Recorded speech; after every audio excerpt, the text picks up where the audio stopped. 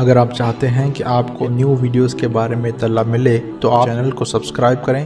واعظ اور نصیحتیں، لفظ لفظ حکمتیں، ابر علم و آگہی سے برستی بارشیں، شرع کے امور سے، دین کے شعور سے، قلب و ذہن جگمگاتے ہیں سچ کے نور سے۔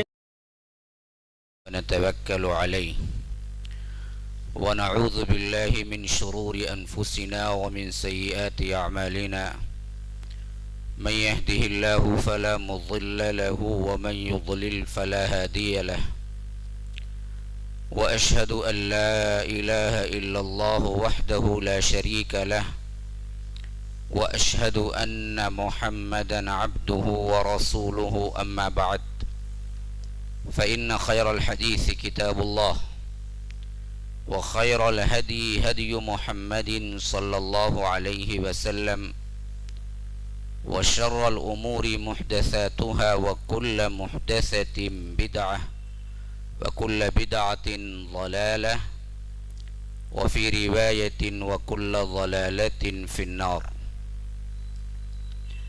فأعوذ بالله السميع العليم من الشيطان الرجيم من همزه ونفثه ونفخه. يا أيها الذين آمنوا اتقوا الله حق تقاته ولا تموتن إلا وأنتم مسلمون. وقال أيضا يا أيها الناس اتقوا ربكم الذي خلقكم من نفس واحدة وخلق منها زوجها وبث منهما رجالا كثيرا ونساء واتقوا الله الذي تساءلون به والأرحام إن الله كان عليكم رقيبا. وقال أيضا يا أيها الذين آمنوا اتقوا الله وقولوا قولا سديدا يصلح لكم أعمالكم ويغفر لكم ذنوبكم ومن يطع الله ورسوله فقد فاز فوزا عظيما. اللهم أرنا الحق حقا وارزقنا اتباعه وأرنا الباطل باطلا وارزقنا اجتنابه. اللهم علمنا ما ينفعنا وانفعنا بما علمتنا وارزقنا علما. رب اشرح لي صدري ويسر لي أمري واحلل عقدة من لساني يفقه قولي.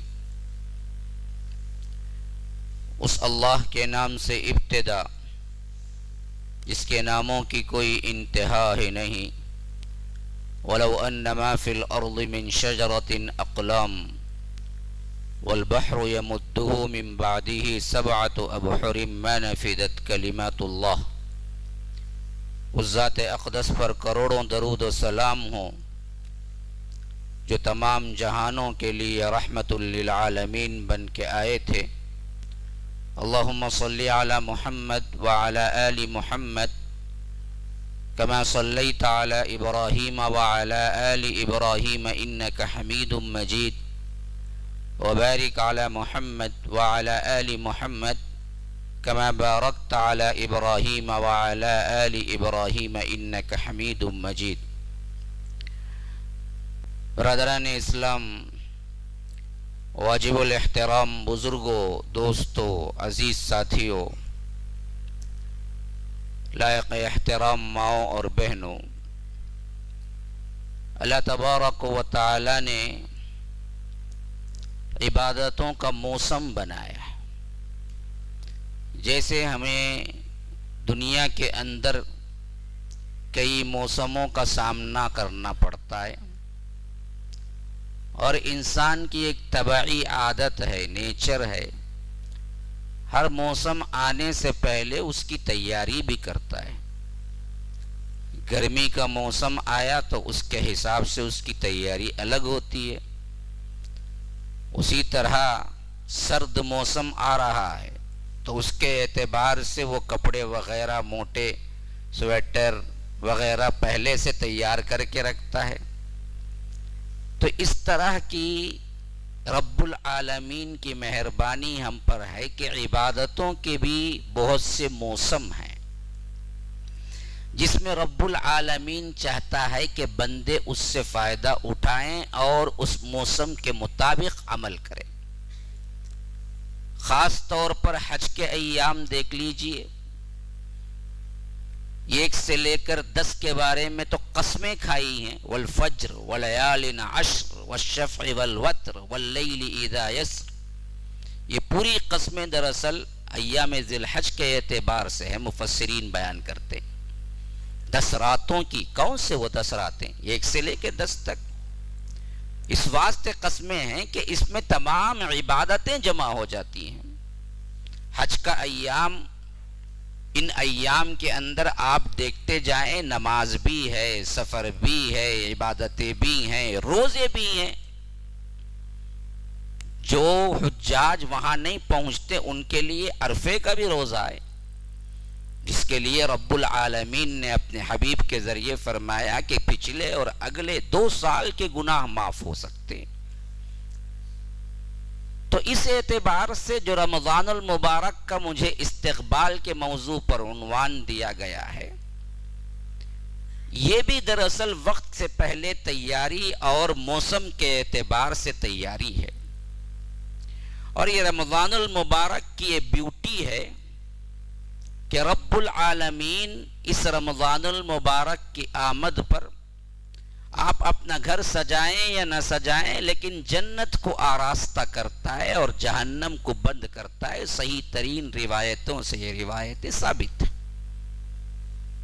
جب رمضان المبارک کا مہینہ آتا ہے کہ جنت کے دروازے کھول دیے جاتے ہیں، جہنم کے دروازے بند کر دیے جاتے ہیں، وسلسلۃ الشیاطین، شیطانوں کو جکڑ دیا جاتا ہے۔ پھر بھی کوئی انسان شیطانیت کرتا ہے تو لوگ پوچھتے ہیں مولوی صاحب شیطان تو بند ہے نا جی، یہ پھر بھی شیطانیت سے باز نہیں آتا رمضان میں۔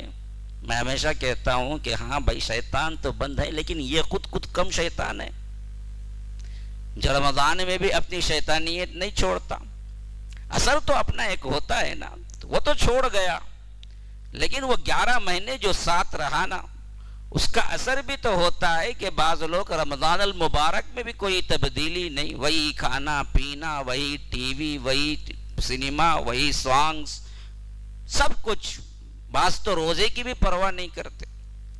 تو یاد رکھیے رمضان المبارک کی اہمیت پر اللہ کے رسول صلی اللہ علیہ وسلم صحابہ کو خاص طور پر دیا کرتے تھے۔ وہ صحابہ جو اللہ کے رسول صلی اللہ علیہ وسلم کی جنبش اور اللہ کے رسول صلی اللہ علیہ وسلم کے بتائے ہوئے طریقے اور نوافل کو بھی نہیں چھوڑتے تھے۔ انہیں فرائض کے بارے میں اہمیت دلانے کی ضرورت کیا ہے؟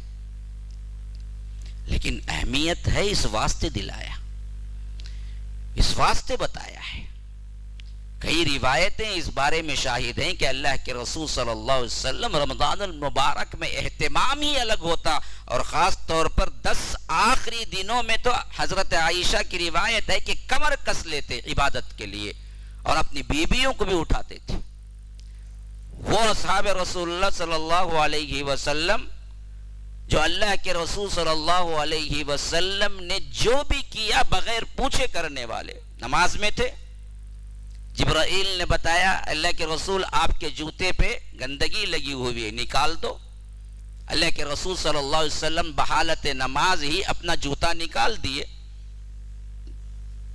پہلی صف والوں نے دیکھا کہ اللہ کے رسول نکال دیے ہیں، تو پہلی صف والوں نے بھی نکال دیا۔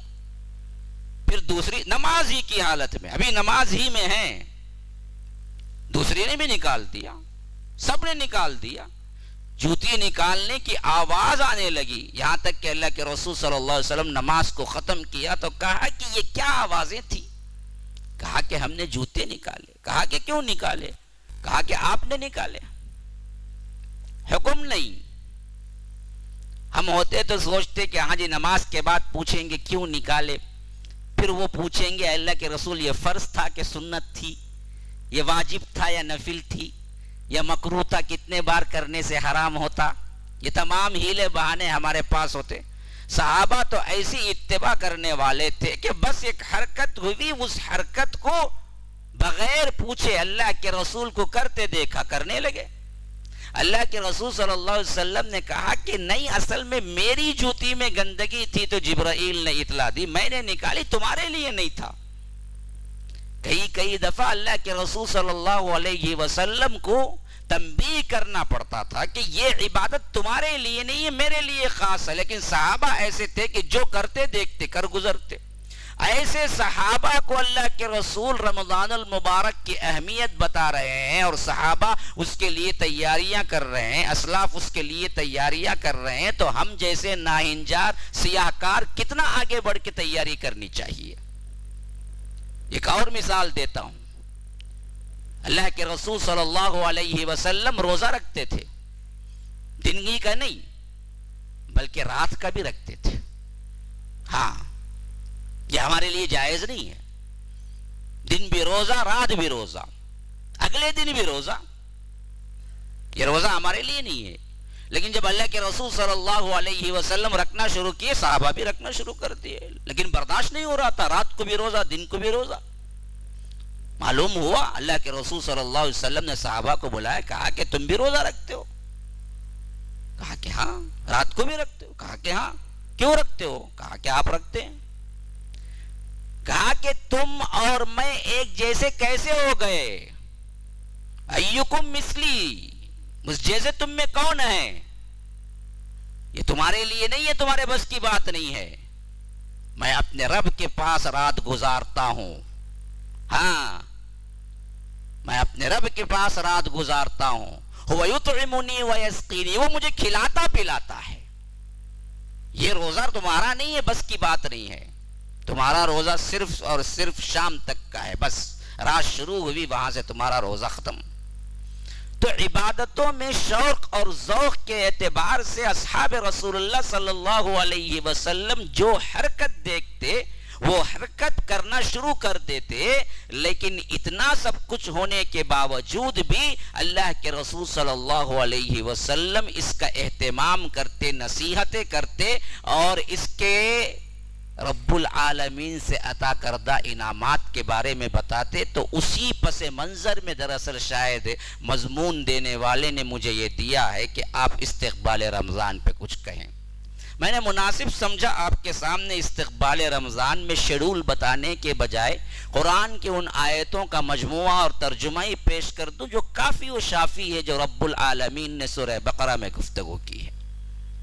6 آیتوں کا ایک رکوع ایسا ہے، خاص طور پر 183، 4، 5، 6، 7، 8، ان آیتوں کے اندر رب العالمین نے پورے رمضان کا اور صیام کا، احکامات کا، لوازمات کا، تقاضوں کا، سب کا ایک جگہ، یہ ایسا یونیک مقام ہے، کسی اور حکم میں اس کے مثل قرآن میں نہیں ہے۔ نماز دیکھیے، 70 سے زیادہ مرتبہ قرآن میں اس کا ذکر ہے، لیکن طریقہ کہیں بھی ایک جا نہیں ملتا۔ کہیں رکوع کا ذکر ہے، کہیں قیام کا ذکر ہے، کہیں سجدے کا ذکر ہے، زکوٰۃ کا بھی ذکر 70-80 سے زیادہ مرتبہ ہے، لیکن کہیں اس کے نصاب کی تفصیل نہیں ملتی، حدیث میں ملے گی۔ حج کا بھی ذکر ہے، کل حج کا طریقہ آپ کو کل کا کل قرآن میں نہیں ملے گا، لیکن یہ واحد مقام ہے قرآن کے اندر جہاں پر صیام کا ذکر، رمضان کا ذکر آیا تو احکامات و لوازمات اور تقاضے اور شروط اور اس کے ساتھ ساتھ خواص، اس کا سب سے اہم ترین مرتبہ کیا ہے، یہ تمام کی گفتگو ایک ہی جگہ ملے گی سورہ بقرہ میں 183 سے۔ ہم اس کو جانیں، پڑھیں، سمجھیں تو وہی خود ایک بہت بڑی تیاری ہے۔ رمضان المبارک میں روزہ رکھا ہوا ہے، پتہ ہی نہیں روزہ کس سے ٹوٹتا ہے، پتہ ہی نہیں روزے کے لوازمات کیا ہیں، مقاصد کیا ہیں۔ خاص طور پر ہماری خواتین تو پکانا جانتی ہیں رمضان میں، جن کے 2 مرتبہ 3 مرتبہ کھانے مشکل ہوتے تھے، رمضان میں وہ 4 مرتبہ کھاتا ہے، ایک سحری کو کھاتا ہے، ایک افطاری کو کھاتا ہے، ایک تراویح پڑھ کے کھاتا ہے، پھر درمیان میں سوچ سوچ کے کھاتا ہے، روزہ رکھنا ہے، روزہ رکھنا ہے، نیند میں سے اٹھ کے کھاتا ہے۔ کھانے کا معنی کئیوں کو میں نے خود دیکھا ہے، رمضان سے پہلے اگر وہ 40 کے تھے تو رمضان کے بعد 50 کے ہو گئے، الٹا 30 کے ہونے کے. ہاں موٹے ہو جاتے ہیں. نت نئے اقسام کے پکوان ہمارے خواتین کی ذمہ داریوں پہ ایسے ہم ڈالتے ہیں گویا کہ پورا مہینہ صرف اور صرف ڈشز بنانے کا مہینہ ہے. اور اسی میں دیکھیے لوگوں کو جتنا پتا ہے اتنا ہی سب کو بھی پتا ہے. آپ نے دیکھا ہوگا میڈیا میں جتنے شو چلتے ہیں نا، رمضان میں پکوان کے سب سے زیادہ چلتے ہیں. یہ بھجی کیسے بنائی جائے، وہ پکوڑا کیسے بنایا جائے، یہ سالن کیسے بنایا جائے، وہ سالن کیسے بنایا جائے. سب یہی کھاؤ پکاؤ. وہ جو 7-8 گھنٹے سے لے کر 14 گھنٹے تک جو روزہ رکھتا ہے، وہ روزہ نہیں، وہ روزے کے لیے کیا کھانا وہ تیاری میں گزارتا ہے. عجیب مرحلہ ہے ہمارا بھی. حالانکہ اصل میں وہ ٹریننگ کا مہینہ ہے. اور یہ ٹریننگ کا مہینہ کس کے لیے؟ بقیہ 11 مہینے کی زندگی کے لیے ٹرینڈ ہو جاؤ. جیسے کہ آپ ملٹری ٹریننگ دیکھیں گے، کبھی ان کو پیش آئے بھاگنا پڑے، کبھی کیا ہے رسی پکڑ کے کودنا پڑے، کبھی فلاں، لیکن ٹریننگ میں وہ سب شامل ہوتا ہے اس واسطے کہ کبھی تمہیں ضرورت پڑ جائے تو استعمال کرو. تو یہ بھی دراصل ٹریننگ ہے کہ آپ 11 مہینے کیسے اپنے نفس کو کنٹرول کریں، یہ سیکھو. یہ ایک 12ویں مہینے میں کیسے سیکھو؟ جو حلال ہے وہ بھی حرام ہے تم پر. کیوں؟ اس واسطے کہ جو حرام ہے وہ حرام 11 مہینے کنٹرول کر سکو، اس واسطے کہ تم ایک مہینہ جو حلال ہے وہ بھی حرام کر لو. کھانا حلال ہے لیکن رمضان کے دن میں حرام ہے. پانی حلال ہے، رمضان کے دن میں حرام ہے. بیوی سے ملنا حلال ہے لیکن روزے میں حرام ہے. جو حلال ہے وہ بھی حرام ہے. ایک مہینہ ایسا کنٹرول کرو اپنے آپ کو کہ جو حرام ہے نہیں بلکہ جو حلال ہے وہ بھی حرام ہو جائے، تاکہ اس حد تک تمہارے اندر کنٹرول آ جائے کہ 11 مہینے یہاں آ کے پہنچ کے کھڑے ہو جاؤ کہ جو حرام ہے اس سے تو آگے نہیں بڑھوں گا. ایک مہینہ جو حلال ہے وہ بھی میں نہیں کروں گا. اس حیثیت سے تربیت دی گئی ہے. اسی لیے فرمایا یا ایھا الذین آمنو، اے لوگوں جو ایمان لائے ہو، کتب علیکم الصیام، تم پر روزے فرض کر دیے گئے ہیں، کما کتب علی الذین من قبلکم، جیسے اس سے پہلے کے لوگوں پر امتوں پر فرض کر دیے گئے تھے. کیوں جی؟ اللہ ڈکٹیٹر ہے؟ نہیں کھائے تو مزہ ملتا ہے؟ نعوذ باللہ. آپ کے بھوکے رہنے سے اناج میں کیا ہے، ذرا اضافہ ہو جائے گا، رب العالمین کو تھوڑی سی بچت ہو جائے گی. نعوذ باللہ. نہ، لعلکم تتقون، تاکہ تمہارے اندر تقوی، تاکہ پرہیزگاری، ڈر، خوف خدا، بچنا جہنم کی آگ سے، جنت کی طرف آگے بڑھنا، یہ تمام اوصاف تمہارے اندر پیدا ہو جائیں. اس واسطے اصل میں روزہ ہے. اب جو بندہ روزہ رکھتا ہے لیکن ان اوصاف سے بالکل خالی ہے تو وہ خالی پیٹ بھوکا رہا، ورنہ تو اسے کچھ نہیں ملا.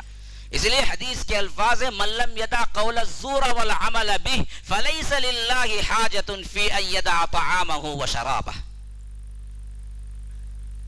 جو بندہ جھوٹ بولنا نہیں چھوڑتا، من لم يدع قول الزور، جھوٹی گواہی دینا، جھوٹ بکنا، بیکار کام کرنا، والعمل به، برا عمل کرنا، یہ نہیں چھوڑتا، فَلَيْسَ لِلَّهِ حَاجَةٌ، اللہ کے لیے اس کی کوئی حاجت نہیں ہے، فِي أَن يَدَعَ طَعَامَهُ وَشَرَابَهُ، وہ کھانا پینا چھوڑ دے، وہ بھوکا رہے، اس سے اللہ کو کوئی سروکار نہیں، 1% اسے ثواب بھی ملتا نہیں، اللہ کو ایسا روزہ پسند بھی نہیں ہے. روزہ رکھا ہوا ہے، لیٹسٹ پکچر بھی دیکھ رہا ہے دن بھر، روزہ رکھا ہوا ہے، گالی گلوچ بھی چل رہی ہے، غیبتیں بھی چل رہی ہے. ہماری خواتین اللہ پناہ میں رکھے، اکا دکا کوئی نکل جائے تو نکل جائے اللہ والی، ورنہ تو پورا دن تو کیا ان کی غیبتوں میں گزر جاتا ہے. روزہ بھی ہے، محنت اکارت، کچھ نہیں ملا سوائے کہ تم بھوکے رہے، پیاسے رہے، اللہ کے پاس تو کچھ نہیں ہے.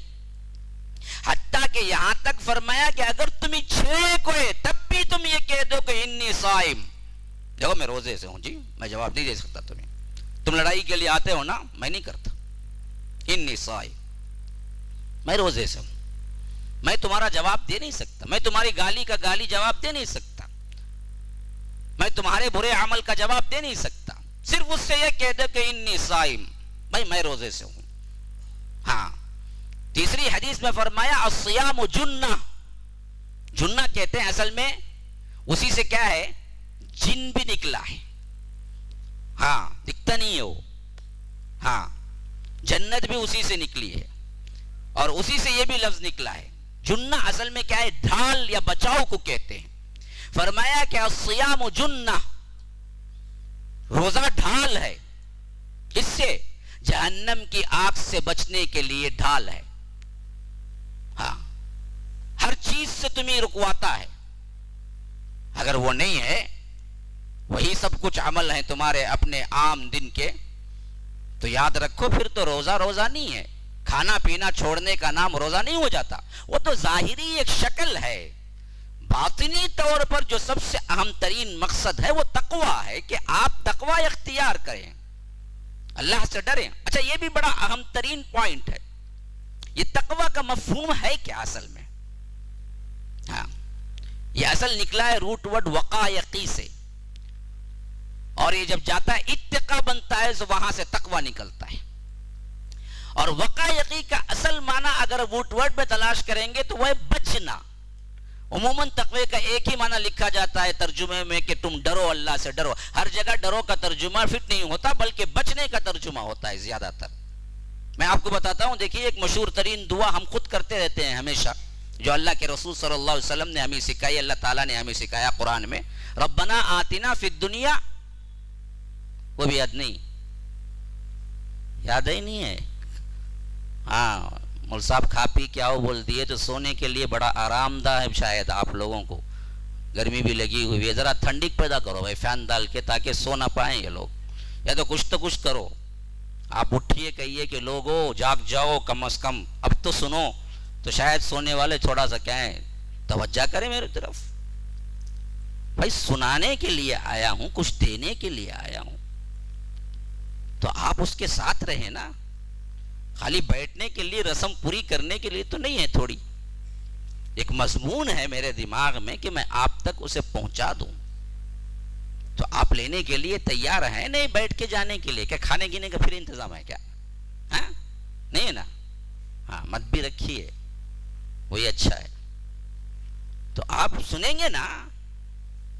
کیا بھائی، کیا ارادہ ہے؟ نہیں سننے کا ہے تو صاف صاف بول دو، مول صاحب ٹائم ویسٹ مت کرو ہمارے پیچھے، ہمیں ویسے جیسے ہی پہلے سے، پھر میں بھی چلے جاتا ہوں، اللہ اللہ خیر صلی اللہ۔ ہاں، ہم کو ہی مصروفیتیں بڑی ہیں، سننے کا ہے نہیں ہے تو مشہور دعا وہ آپ کو معلوم ہے، کرتے ہیں نہیں کرتے ہیں آپ؟ کیا دعا ہے؟ ربنا آتینا فی الدنیا نہیں معلوم کیا؟ ربنا آتنا فی الدنیا، یہ نہیں نا، وہ ہے نا، ہاں پھر کیا؟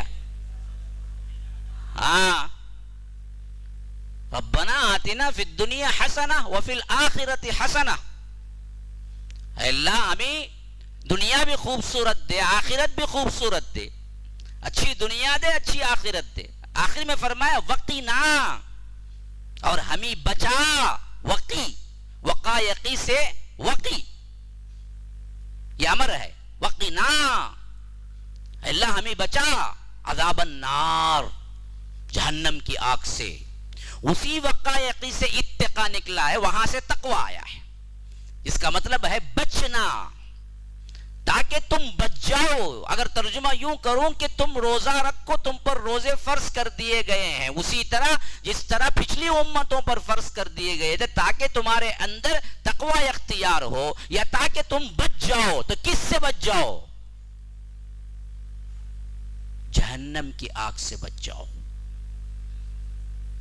تاکہ تم بچ جاؤ۔ کس سے بچ جاؤ؟ حرام کاری سے بچ جاؤ، تاکہ تم بچ جاؤ۔ کس سے بچ جاؤ؟ اللہ کی نافرمانی سے بچ جاؤ۔ یہ تمام مفہوم تقوی کے اندر شامل ہیں۔ ہاں، کعب احبار بہت بڑے عالم ہیں، اور روایتوں میں آتا ہے کہ یہ جب عیسائی تھے، انجیل کا بھی، تورات کا بھی علم رکھتے تھے، پھر مسلمان بھی ہوئے،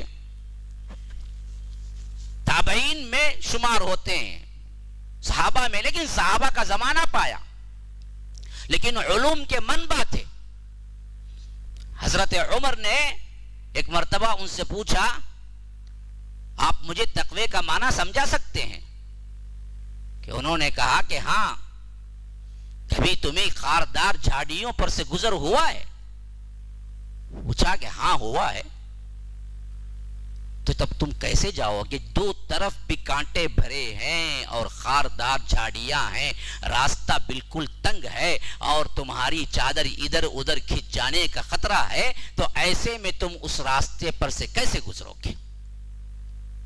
تو کہا کہ میں اپنے دونوں پینچے اور دونوں کپڑے کے دامن سمیٹ لوں گا اور بہت ہی مینوٹ طریقے سے حفاظت کے ساتھ ادھر ادھر دیکھتے ہوئے کہیں میرے کپڑے کے تار ان کانٹوں میں نہ الجھ جائیں، دیکھ سمجھ کے قدم قدم رکھ کے وہاں سے گزر جاؤں گا۔ یہی زندگی گزارنے کا نام تقویٰ ہے کہ ایسے سمیٹ کے گزارو کہ کہیں کوئی حرام نہ لگ جائے، کہیں کوئی نجس نہ لگ جائے۔ تم پوری زندگی اللہ کی نگرانی میں ہو، یہ سوچتے ہوئے اپنے کپڑوں کو جس طرح سمیٹتے ہوئے وہ اس دروازے سے اس راستے سے گزرو گے، ویسے تم پوری زندگی اللہ تبارک و تعالیٰ کے احکامات میں گزار دو۔ یہی تقویٰ ہے۔ یہ تقویٰ آنا ہے، اس واسطے تم پر ہم نے روزے فرض کر دیے۔ روزہ کیا ہے جی؟ اب وہ بھی تو معلوم ہونا چاہیے نا۔ اصل میں یہ ہے صام یصوم سے، اور اس کا معنی ہوتا ہے لغوی اعتبار سے ڈکشنری میننگ رک جانا۔ اور یہ لوگ عربی میں مشہور تھے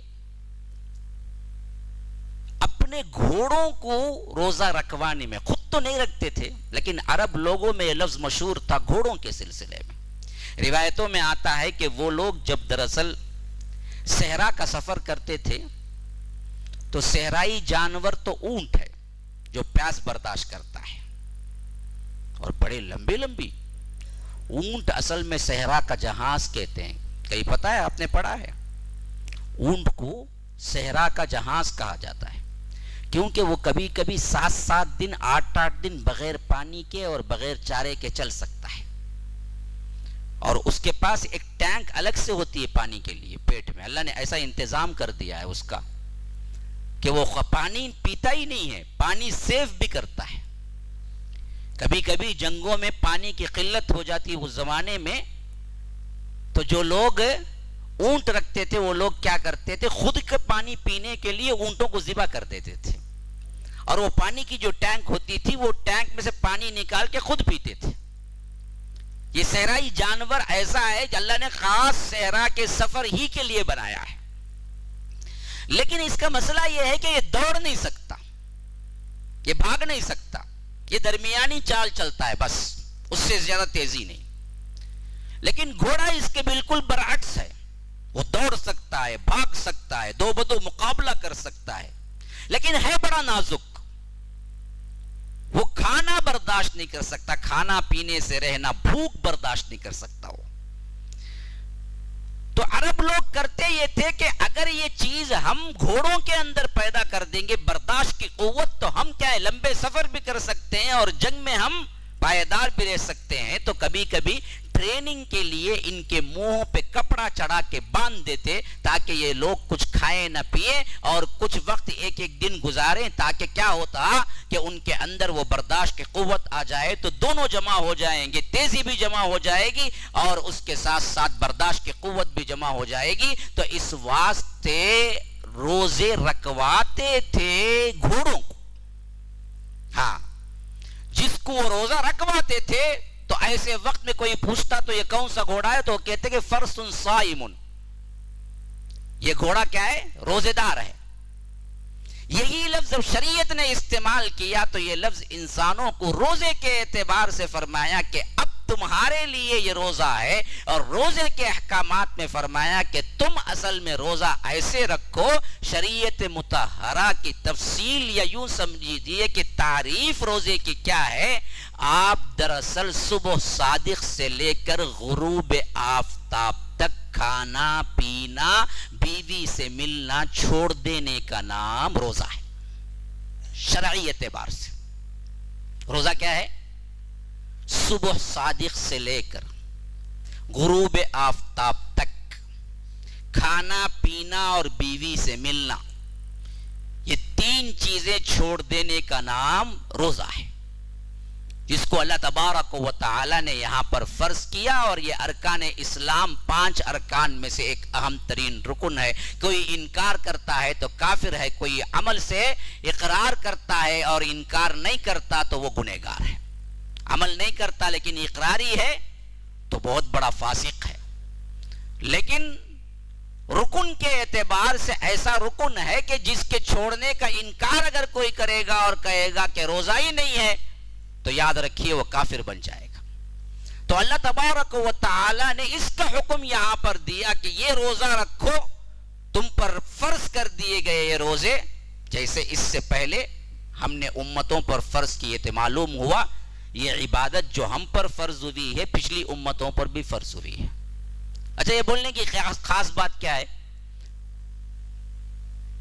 ہر حکم پہ کہیں اللہ تعالیٰ نے یہ کہا ہے کہ یہ حکم تمہیں بھی دیا جا رہا ہے، اس سے پہلے بھی کیا ہے ہم نے امتوں کو دیا تھا. بہت کم ہے. زکات کے سلسلے میں ایسا نہیں آیا کہیں، حج کے سلسلے میں نہیں آیا کہیں.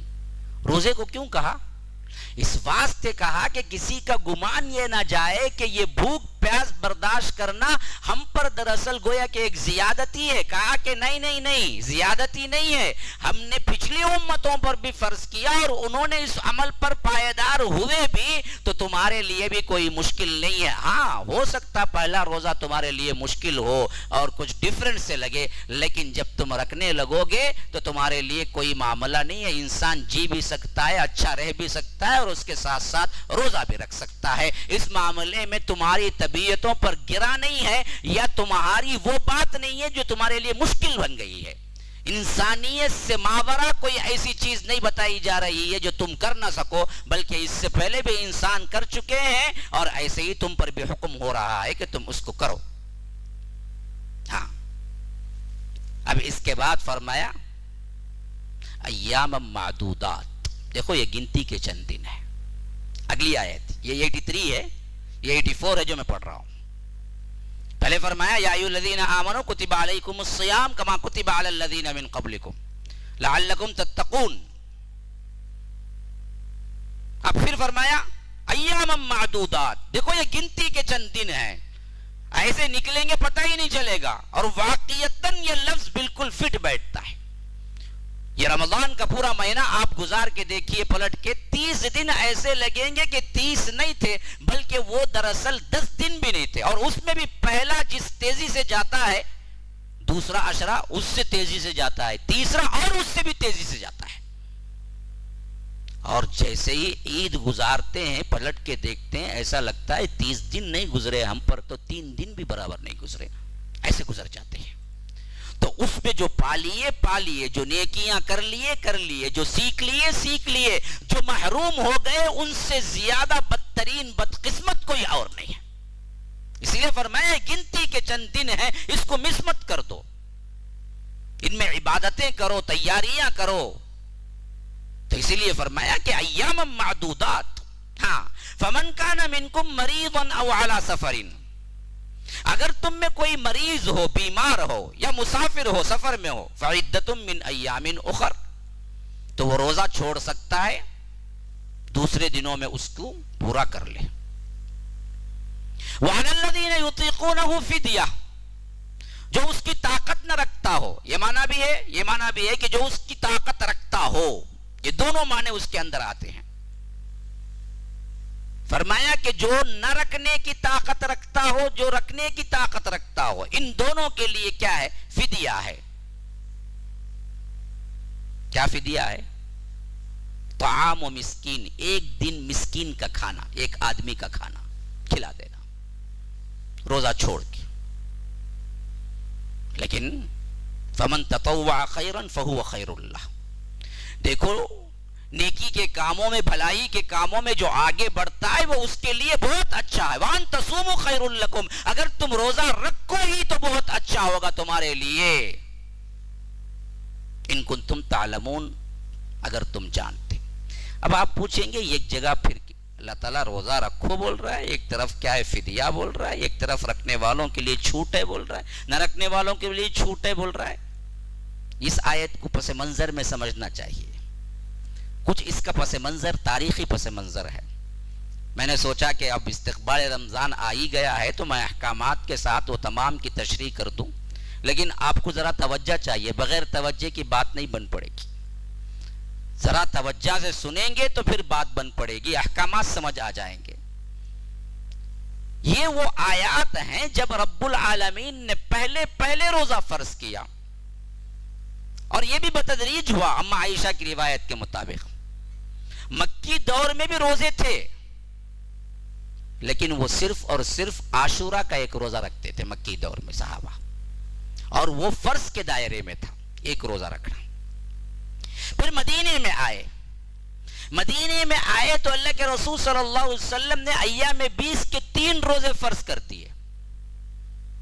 یعنی کیا مطلب ایام 20 کے 3 روزے؟ معلوم ہے کسی کو؟ نہیں معلوم. ایام 20 کے 3 روزے کسے کہتے ہیں پتا ہے؟ نہیں معلوم. ہم کو کیا معلوم مولوی صاحب. ہاں, ایام 20 کے 3 روزے کا مطلب ہے عربی تاریخ ہر مہینے کی 13, 14, 15 کے دن کا روزہ. یاد رکھو, دوسرے دن کا نہیں.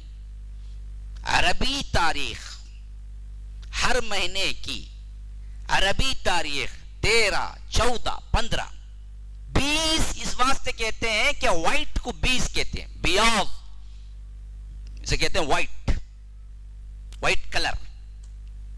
20 اس واسطے کہتے ہیں کہ ان دنوں چاند کیا ہوتا ہے؟ بڑا روشن ہوتا ہے, بالکل چاندنی چھٹک رہی ہوتی ہے. 13ویں کی, 14ویں کی, 15ویں رات آخری ہوتی ہے, پھر ڈھلنا شروع ہو جاتا ہے.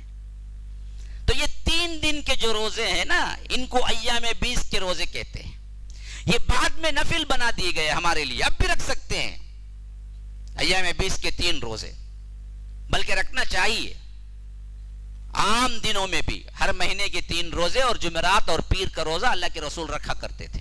ہفتے کے اعتبار سے جمعرات اور پیر کا روزہ, اور تاریخ کے اعتبار سے 13, 14 اور 15 کا روزہ آپ رکھتے رہیں گے نا. یاد رکھیے, یوں آپ کو معلوم ہوگا گویا کہ آپ نے پورا سال روزہ رکھا, اور ثواب بھی ویسے ہی ہے. یہ 3 کے 30 ہو جاتے ہیں. ہاں, 1 کا 10 ہے, قرآن کا ہے حساب, میرا اپنا نہیں ہے. یہ من جاء بالحسنہ فلہ 10 امثالھا, یہ رب کی رحمانیت ہے. ومن جاء بالسیئہ فلا یجزا الا مثلھا.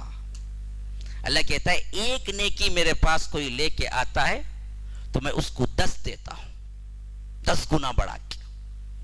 جو ایک برائی میرے پاس لے کے آتا ہے میں اسے بڑھاتا نہیں ہوں, ایک ہی برائی دیتا ہوں. برائی کو 10 کر کے عذاب نہیں دیتا میں. برائی ایک کیا تو ایک ہی برائی دیتا ہوں, لیکن نیکی ایک کیا تو میں اس کو 10 دیتا ہوں. تو 1 کے 10 مہینے کے 3 روزے, اور اس سے انٹو کرو, ملٹیپلائی کرو 3 سے, 30 ہو گئے. تو گویا کہ یہ 3 روزے رکھنا پورے مہینے کے روزے رکھنے کے ثواب کے برابر ہے, ہر مہینے کے. لیکن ابتدا میں یہ روزے فرض تھے. پھر رمضان المبارک 2 ہجری کا رمضان سب سے پہلے فرض ہوا, یاد رکھیے. دوسرا یعنی سال وہ تھا جو اللہ کے رسول ہجرت کر کے چلے گئے تھے, اس کا دوسرا سال تھا. اور اس سے پہلے کا جو رمضان آیا تھا اس میں روزہ فرض نہیں ہوا تھا, یعنی 1 ہجری کے رمضان میں نہیں ہوا تھا, 2 ہجری کے رمضان میں فرض ہوا تھا. جب یہ رمضان میں فرض ہوا تھا تو اس سے پہلے روزے سے آشنا ہو چکے تھے صحابہ. کس میں؟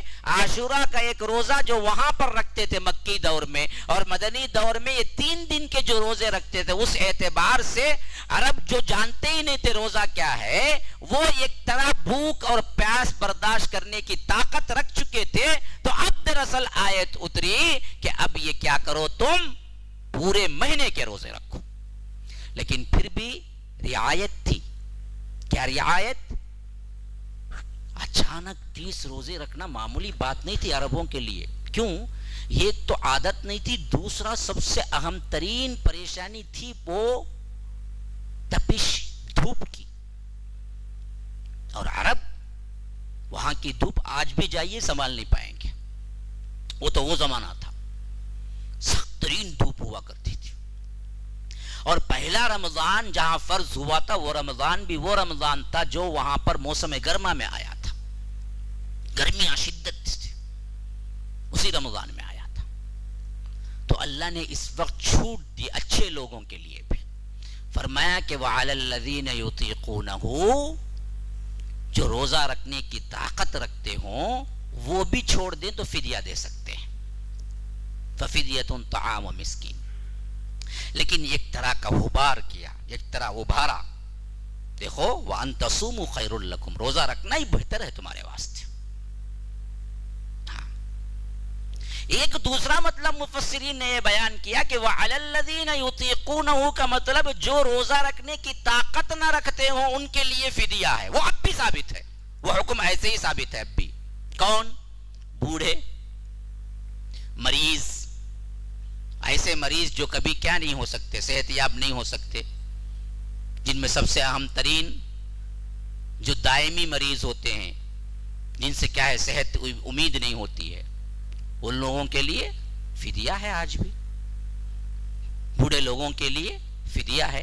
تندرست لوگ جو وقتی بیمار پڑتے ہیں ان کے لیے فدیہ نہیں. یاد رکھو یہ غلط العام ہے ہمارے ہاں کہ بعض لوگ مریض جب بن جاتے ہیں رمضان میں لیکن ان کے اچھے ہونے کی امید ہوتی ہے تو وہ لوگ بھی فدیہ دے دیتے ہیں. نا، ان لوگوں کے لیے نہیں ہے فدیہ.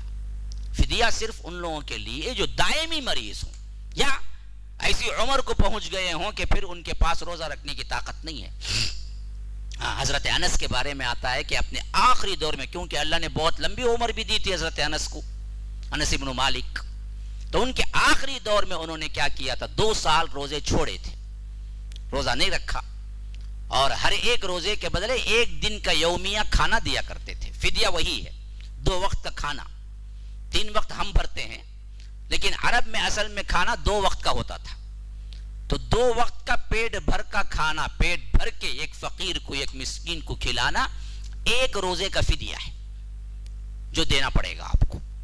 اگر آپ نے کوئی بوڑھا آپ کے گھر میں ہے اور کوئی ایسا ہے جو دائمی مریض ہے جو روزہ نہیں رکھ سکتا ہے اور اس کا فدیہ ہے تو بیک وقت ایسا بھی کر سکتے ہیں آپ کے 1 دن ہی 60 مسکینوں کو بلائیں اور اس کو کھانا کھلا دیں. 60 کیوں؟ کیونکہ ایک فدیہ 2 وقت کا ہے. تو اس اعتبار سے آپ کیا کریں گے، 30 مسکینوں کو نہیں 60 کو کھلائیں گے تاکہ ان کا مکمل فدیہ ہو جائے. تو جو لوگ طاقت نہ رکھتے ہوں ان کے لیے فدیہ ہے. اس آیت سے یہ دلیل بالکل صحیح ہے، اب بھی وہ حکم باقی ہے. لیکن ایک مطلب اس کا یہ بھی نکلتا ہے جو لوگ طاقت رکھتے ہوں ان کے لیے فدیہ ہے. تو اس حیثیت سے یہ حکم اس وقت تک کے لیے تھا جب اگلی آیت نازل نہیں ہوئی. اگلی آیت نازل ہوئی تو وہ حکم منسوخ ہو گیا. وہ اگلی آیت کیا تھی؟ یہ آیت تھی جو 185 ہے، جو آپ کے سامنے پڑھ کے سنا تھا. شہر رمضان الذی انزل فیہ القرآن. فرمایا کہ یہ مہینہ وہ مہینہ ہے جو رمضان ہے جس میں اللہ تبارک و تعالی نے قرآن نازل کیا. فضیلت پوری کہاں سے آئی؟ یہ قرآن سے آئی. رمضان کو فضیلت، تمام فضیلتیں مل کر رمضان میں آ گئی. لیکن رمضان کو فضیلت کیوں آئی؟ قرآن سے آئی. تو قرآن کتنا بڑا فضیلت والا معاملہ ہے یہ سمجھے. اسی لیے فرمایا کہ ہم نے رمضان کو فضیلت والا بنایا. تو کیوں؟ انزل فیہ القرآن، اس میں ہم نے قرآن کو اتارا. اور قرآن کو سب سے بڑی فضیلت کس پہ ہے؟ ھدی للناس، یہ لوگوں کے لیے ہدایت ہے. سائنس کی کتاب نہیں ہے. ہاں یہ آیت پڑھتے گئے وہاں سے وہ سائنس کا یہ لاتے گئے، دونوں ملا کو بتاتے گئے. دیکھیں کیا 1400 سال پہلے بول دیا. سائنس کی کتاب قرآن، سائنس پڑھانے آیا. ہاں بعض لوگ اس میں سے نمبرات 19 کا فتنہ شروع ہوا. معلوم ہے ہمارے بچپن میں بہت تھا. کیا آیت سے ملٹیپلائی کرے تو بھی 19 تقسیم ہوتا گئے. علیہا 19، دیکھو اللہ بولتا ہے اس کے اوپر 19 ہے. دیکھو 19 کا فتنہ. ہاں چلتا رہا. بڑے بڑے لوگ متاثر ہو گئے اس زمانے میں، جیسے آج انجینئر کے پیچھے بڑے بڑے متاثر ہو گئے. یہ ایک بے وقوف نیٹ کا ڈاکو بیٹھا ہوا ہے. ہاں آپ کو پتا بھی نہیں ہے 19 کا فتنہ. رشاد خلیفہ مسئلہ چلا گیا، لیکن اسی کا نکالا ہوا فتنہ تھا یہ 19 کا بھی. ہر آیت تقسیم ہوگی 19 سے، اور اس کو نکالا کہاں سے؟ بالکل یہ آؤٹ آف کانٹیکس. وہ 19 جہاں آیا ہے وہ جہنم کے فرشتوں کے سلسلے میں آیا کہ اس کے اوپر 19 فرشتے ہیں. علیہا 19. اس بدبخت نے کیا کیا کہ دیکھو ہر آیت کا ایک نمبر ہوتا ہے، اس نمبر سے اگر 19 کو ڈیوائیڈ کریں تو ڈیوائیڈ ہوگا. یہ بہت بڑا معجزہ ہے قرآن کو اللہ کا قرآن ہونے کے لیے. لا حول ولا قوت الا باللہ. اس واسطے آیا قرآن 19 کا ڈیوائیڈ کرنے کے لیے. بعض لوگ اسے پھونک کی کتاب بنا لیتے ہیں. کیا بولے؟ یہ آیت پڑھو. ہاں وہ زچکی کا درد کی کیا کرنا؟ وہ سبحان الذی خلق السماوات وہ ہے نا، وہ زیادہ پڑھو. زچکی کیا ہوتی کہتے؟ نارمل ہوتی. اچھا نارمل زچکی آپریشن کی زچکی کرنے کے لیے قرآن آیا. کیا کر کے استعمال کر رہے ہیں قرآن کے ساتھ؟ کیا دھوکہ بازیاں چل رہی. ہمارے اپنے عاملین تو ایسے بیٹھے ہوئے ہیں کہ ہر آیت کا ایک نمبر ایک نسخہ بنا کے رکھے ہوئے ہیں. پیٹ میں درد بولے تو یہ آیت پڑھو، ناک میں درد بولے تو یہ آیت پڑھو، خون کی خے بولے تو یہ آیت پڑھو. حتیٰ کہ مذاق تو یہاں ہوتا کہ یہ حرام کاری، عشقیہ محبت ہو گئی، لڑکی نہیں ملتی، بچہ رویا تو انہیں یہ آیت نوجوان کو دیتا تو یہ آیت پڑھ تیری لور مل جائیں گے. لا حول ولا قوت. اس کے لیے قرآن آیا ہے. ہاں لو کر کے لولان ہونے کے لیے آیا. قرآن کہاں کے لیے آیا؟ کہاں استعمال کر رہا ہے بندہ آج بے وقوف. فرمایا کہ ہدی للناس، یہ ہدایت کے لیے آیا ہے. یہ بیوٹی ہے. وبینات من الہدی والفرقان. اس کے اندر نشانیاں ہیں. کس کی؟ حق و باطل کی، کہ تم باطل کیا ہے پہچان سکو، حق کیا ہے پہچان سکو. قرآن پڑھ لو تمہیں واضح ہو جائے گا. بعض لوگ بولتے اب ایک بولتے نا مولوی صاحب، انہوں ایک بولتے انہوں بھی مولانا انہوں بھی مولانا. کس کی سنو؟ کسی کی مت سن. قرآن پڑھ تجھے معلوم ہوگا. قرآن کے اندر اللہ نے یہ درک رکھا ہوا ہے، یہ سمجھ رکھا ہوا ہے. جو یہ پڑھے گا سمجھے گا اس کو اللہ خود بخود یہ پاور دے گا کہ حق کیا ہے باطل کیا ہے پہچان جائے. کیونکہ اللہ نے اسی لیے اتارا، اس کو فرقان بنا کے اتارا. تبارک الذی نزل الفرقان علی عبدہ لیکون للعالمین نذیرا. بڑا ہی بابرکت ہے وہ جس نے اس فرقان کو نازل کیا. یہاں قرآن نہیں بولا، نزل الفرقان. تو قرآن کا ایک نام فرقان بھی ہے. فرقان کا مطلب حق و باطل میں فرق کرنے والا. تو فرمایا کہ ہدی للناس وبینات من الہدی والفرقان. اس میں لوگوں کے لیے ہدایت ہے اور نصیحت ہے. بینات ہیں. بینہ نشانی کو بولتے ہیں، اس کی جمع ہے بینات. نشانیاں ہیں. کس کے لیے؟ حق و باطل کو الگ کرنے کے لیے نشانیاں ہیں تمہارے لیے صاف صاف. یہ ہدایت کی راہ ہے، یہ ضلالت کی راہ ہے، یہ جنت کی راہ ہے، یہ جہنم کی راہ ہے، یہ گمراہی ہے، یہ اچھائی ہے، یہ سیدھی راہ ہے، یہ ٹیڑھی راہ ہے. یہ بتلانے کے لیے رب العالمین نے اس قرآن کو اتارا ہے. اس قرآن کو اتارنے کے مہینے کو رب العالمین نے رمضان بنا دیا. اس کی رات کو لیلۃ القدر بنا دیا. اس کو لانے والے فرشتے کو روح الامین بنا دیا. جس کے قلب اثر پہ اتارا اسے سید الانبیاء والمرسلین بنا دیا. جس امت کے لیے اتارا اسے امت محمدیہ بنا دیا. حوض کوثر کا جانشین بنا دیا. یہ قرآن کی عظمت ہے. اس سے رمضان کو عظمت ملی ہے. تم رمضان گزارو قرآن ہی نہ پڑھو تو پھر تمہیں عظمت ملی کیا؟ رمضان گزار لو تم نے قرآن کو چھوا تک نہیں، تمہیں پڑھنے نہیں آیا. کئیوں کے 25 رمضان گزر گئے، کئیوں کے 25 رمضان 30 رمضان اپنی زندگی کے گزر گئے. قرآن کا ایک لفظ پڑھنا نہیں آتا. ایسے بے وقوفوں نے قرآن اور رمضان سے لیا کیا؟ رمضان تو قرآن کا مہینہ ہے. قرآن کا بڑے بڑے محدثین کے بارے میں آتا ہے کہ رمضان آتا تو وہ اپنے درس کو بند کر دیتے اور قرآن پڑھنے لگ جاتے. قرآن میں غور خوض، قرآن کی تفسیر، قرآن کا ترجمہ، قرآن کی تشریح، قرآن کے اندر تلاوت. لیکن ہم کتنا پڑھتے ہیں رمضان میں قرآن؟ تو فرمایا کہ رمضان اصل اسی واسطے ہے فضیلت والا کہ اس میں ہم نے قرآن کو اتارا. قرآن کی فضیلت سب سے بڑی یہ ہے کہ یہ لوگوں کے لیے ہدایت و نصیحت ہے، وبینات من الہدی والفرقان۔ اب اوپر کے حکم سے پھر جوڑ لیجئے یہاں کا حکم، فمن شہیدہ، جو اس کو پالے، منکم، تم میں سے، الشہر، اس رمضان کو، فلیصم، اس کو چاہیے کہ وہ روزہ رکھے۔ یہاں آ گیا حکم، اوپر حکم نہیں آیا تھا ابھی،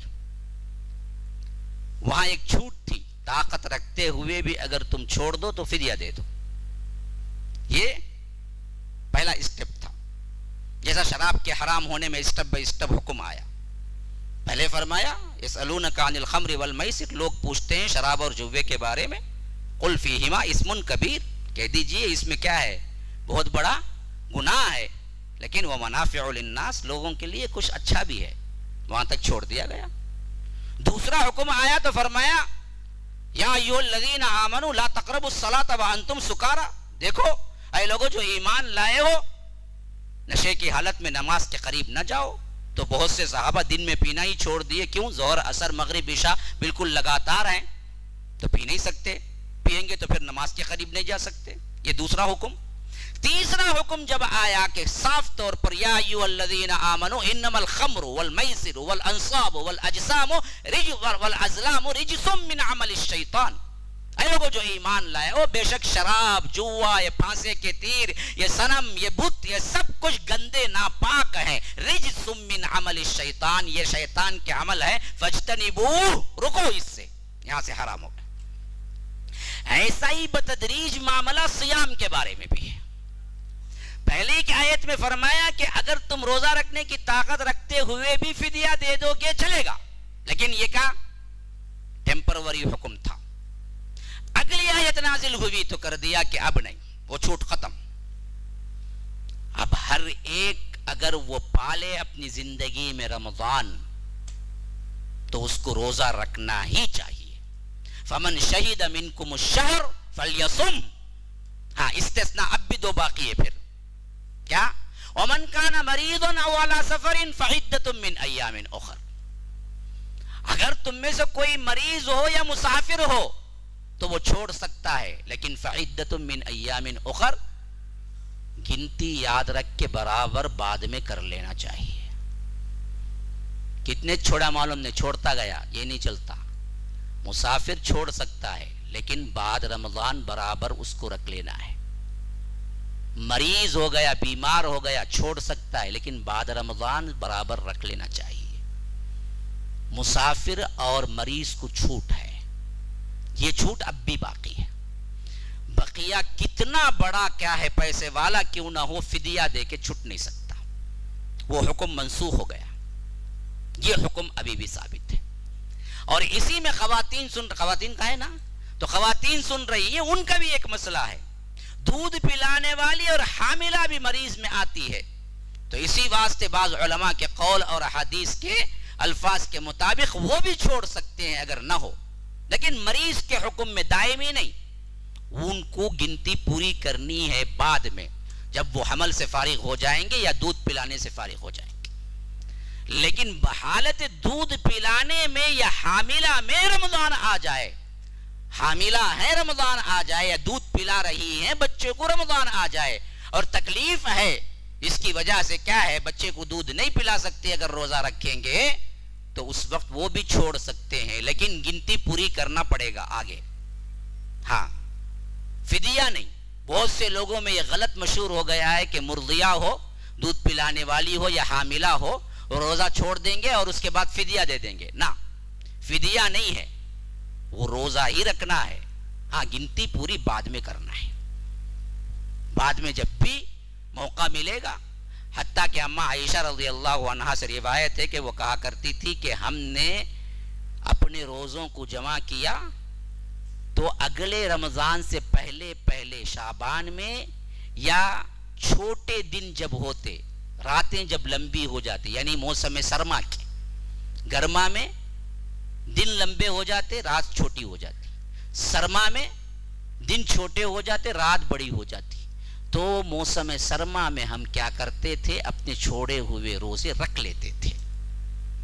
تو بہتر بہترین چھٹے ہوئے روزے رکھنے کا کفارہ ادا کرنے کا زمانہ موسم سرما میں ہے، جس میں دن چھوٹے ہو جاتے ہیں اور رات بڑے ہو جاتے ہیں، اور اس میں رکھ لینا چاہیے۔ اور اسے یہ بھی معلوم ہوا کہ ایک سال کے چھٹے ہوئے اگلے سال کے اندر اندر رکھ لینا چاہیے، رمضان آنے سے پہلے پہلے۔ چھوٹ کی مدت وہاں تک ہے تاکہ دوسرے رمضان تک نہ ٹالیں اس کو۔ تو یہ فرمایا، یہاں پر پھر ایکسکیوز وہ نہیں آیا کہ یطیقونہ کا لفظ نہیں آیا اس آیت میں، صرف دو ہی آیا، مریضن او علی سفرین، مریض ہیں یا مسافر ہیں، بس ان کے لیے چھوٹ ہے، اس کے علاوہ کسی اور کے لیے نہیں۔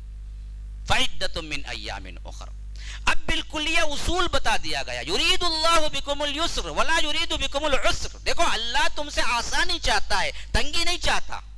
یہ مت سوچو کہ روزے کا حکم دے کے اللہ تعالیٰ تم پر تنگی کر رہا ہے یا ڈکٹیٹر ہے یا تمہارے فاقے سے لطف اٹھا رہا ہے، نعوذ باللہ، نہیں نہیں نہیں، اصل میں یہ تمہارے لیے بہت ہی آسان اور اچھا ہے، خواہ وہ روحانی طور پر ہو خواہ وہ اطاعت کے طور پر ہو۔ بعد میں آگے چل کر بہت سی چیزیں طبعی لحاظ سے بھی معلوم ہوئی کہ سال میں ایک مہینہ روزہ رکھنے سے کیا کیا فائدے ہیں، لیکن ہمیں اس سے کوئی لینا دینا نہیں ہے، کوئی ڈاکٹر کچھ بولتا ہے یا نہ بولتا ہے، لیکن ہمیں حکمن ماننا ہے کہ بعض لوگ روزہ ورزش کے طور پہ رکھتے، بعض لوگ روزہ میڈیکل بولتی ہے بول کے رکھتے۔ اللہ کی قسم اگر نیت بھی وہی ہو تو اسے ایک پائی کا ثواب نہیں ملے گا۔ روزہ رکھنا ہے تو وہ اللہ کے حکم پہ رکھنا ہے۔ ہاں یہ فائدے مل جاتے ہیں ساتھ میں، لیکن یہ فائدے بیان کر کر کے عوام کو روزہ رکھنے پہ ابھارنے کی ضرورت نہیں ہے، نہ کبھی ابھارا گیا، اللہ کے رسول نے کبھی بتایا۔ تقویٰ بتایا، ایمان بتایا، اس سے بڑھتا ہے، اللہ کے قریب ہونا بتلایا۔ یہی ہم بھی بتلائیں گے کہ روزہ اصل میں اسی واسطے ہے۔ تو اللہ تبارک و تعالیٰ تم پر تنگی نہیں چاہتا، تم پر آسانی چاہتا ہے، اسی واسطے اس کا حکم دیا ہے کہ تم روزہ رکھو تاکہ تمہارے اندر کا جلن، حسد، اسی طرح کی برائیاں، فحش، مکاریاں، یہ سب کے سب جل کے راکھ ہو جائیں، نکل جائیں۔ رمضان کا مطلب بھی بڑا پیارا ہے، پتہ ہے رمضان کا کیا مطلب ہے؟ ہمیں رمضان بولتے، رمضان پتہ ہے رمض سے نکلا ہے، اور رمض کا مطلب ہے جلنا۔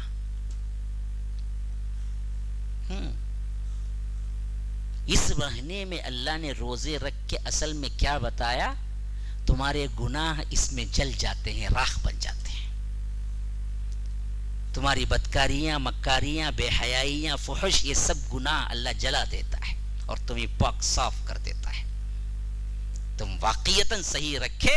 بخاری کی حدیث ابو ہریرہ کی روایت کے مطابق، من صام رمضان ایمانا واحتسابا غفر له ما تقدم من ذنبه۔ یا رب، اس سے بڑا مجدہ اور کیا چاہیے کسی کو؟ اس سے بڑی خوشخبری اور کیا چاہیے کسی کو؟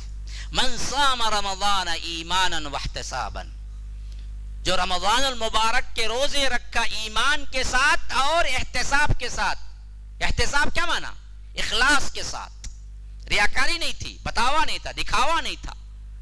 ہاں، جو اخلاص کے ساتھ رمضان کے روزے ایمان کی حالت میں رکھا، غفر له ما تقدم من ذنبه، اس کے پچھلے تمام گناہ رب العالمین معاف کر دیتا ہے۔ وہ ایسے بن جاتا ہے جیسے ابھی ماں کے پیٹ سے پیدا ہوا ہے۔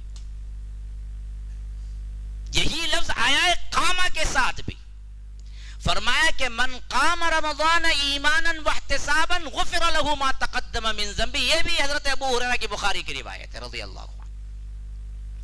جو رمضان المبارک کی راتوں میں کھڑا رہا ہے، یعنی تراویح، تہجد، قیام، اس میں رہا ایمان اور اخلاص کے ساتھ، غفر له ما تقدم من ذنبه، اللہ تبارک و تعالی اس کے تمام پچھلے گناہ معاف کر دیتا ہے۔ یہی بات لیلۃ القدر کے قیام کے ساتھ بھی حدیث میں، من قام لیلۃ القدر ایمانا واحتسابا غفر له ما تقدم من ذنبه، جو لیلۃ القدر میں قیام کیا، تہجد میں رہا اور اللہ کی رضا کے لیے نمازیں پڑھا اور اس کو لیلۃ القدر مل گئی تو اس کے بھی تمام گناہ معاف کر دیے جاتے ہیں۔ تو یہ گناہوں کے معافی کا بہترین مہینہ ہے۔ بھاگ کے آؤ، دوڑو، عبادتیں کرو، اس روزے کو بوجھ نہ سمجھو۔ یہ روزہ تو رب کی نعمت ہے بہت بڑی۔ اللہ نے تم کو عطا کیا ہے. تنگی نہ کرو. یہ تنگی نہیں ہے. اللہ تبارک و تعالی نے تو ہم پر رحم کر دیا. یرید اللہ بکم اليسر, اللہ تو تمہارے ساتھ آسانی چاہتا ہے. ولا یرید بکم العسر, تمہارے ساتھ تنگی نہیں چاہتا. وَلِتُكْمِلُوا الْعِدَّةَ وَلِتُكَبِّرُوا اللَّهَ عَلَى مَا هَدَاكُمْ. دیکھو اس واسطے گنتی پوری کرو, اور اللہ نے جیسے تمہیں ہدایت کی ہے اس ہدایت پر اللہ کی تکبیریں بیان کرو. وَلِتُكَبِّرُوا اللَّهَ عَلَى مَا هَدَاكُمْ لَعَلَّكُمْ تَشْكُرُونَ, تاکہ تم شکر گزار بنو. اسی واسطے ہم جیسے ہی رمضان ختم کرتے ہیں اور عید مناتے ہیں تو عید میں سب سے زیادہ بولتے کیا ہیں؟ کیا بولتے ہیں؟ ہاں, شیر خورما کھاتے ہیں. ہاں, میٹھے سے میں اللہ اکبر اللہ اکبر لا الہ الا اللہ اللہ اکبر وللہ الحمد. پڑھتے نہیں پڑھتے؟ یہی حکم ہے وہ. وَلِتُكَبِّرُوا اللَّهَ عَلَى مَا هَدَاكُمْ, اللہ کی تکبیر بیان کرو اس دن جیسے اللہ نے ہدایت کی ہے تمہیں لی. لَعَلَّكُمْ تَشْكُرُونَ, تاکہ تم شکر گزار. اب آ گئی خاصیت, مقصد تقوی. مقصد رمضان یا مقصد سیام کیا ہے؟ تقوی.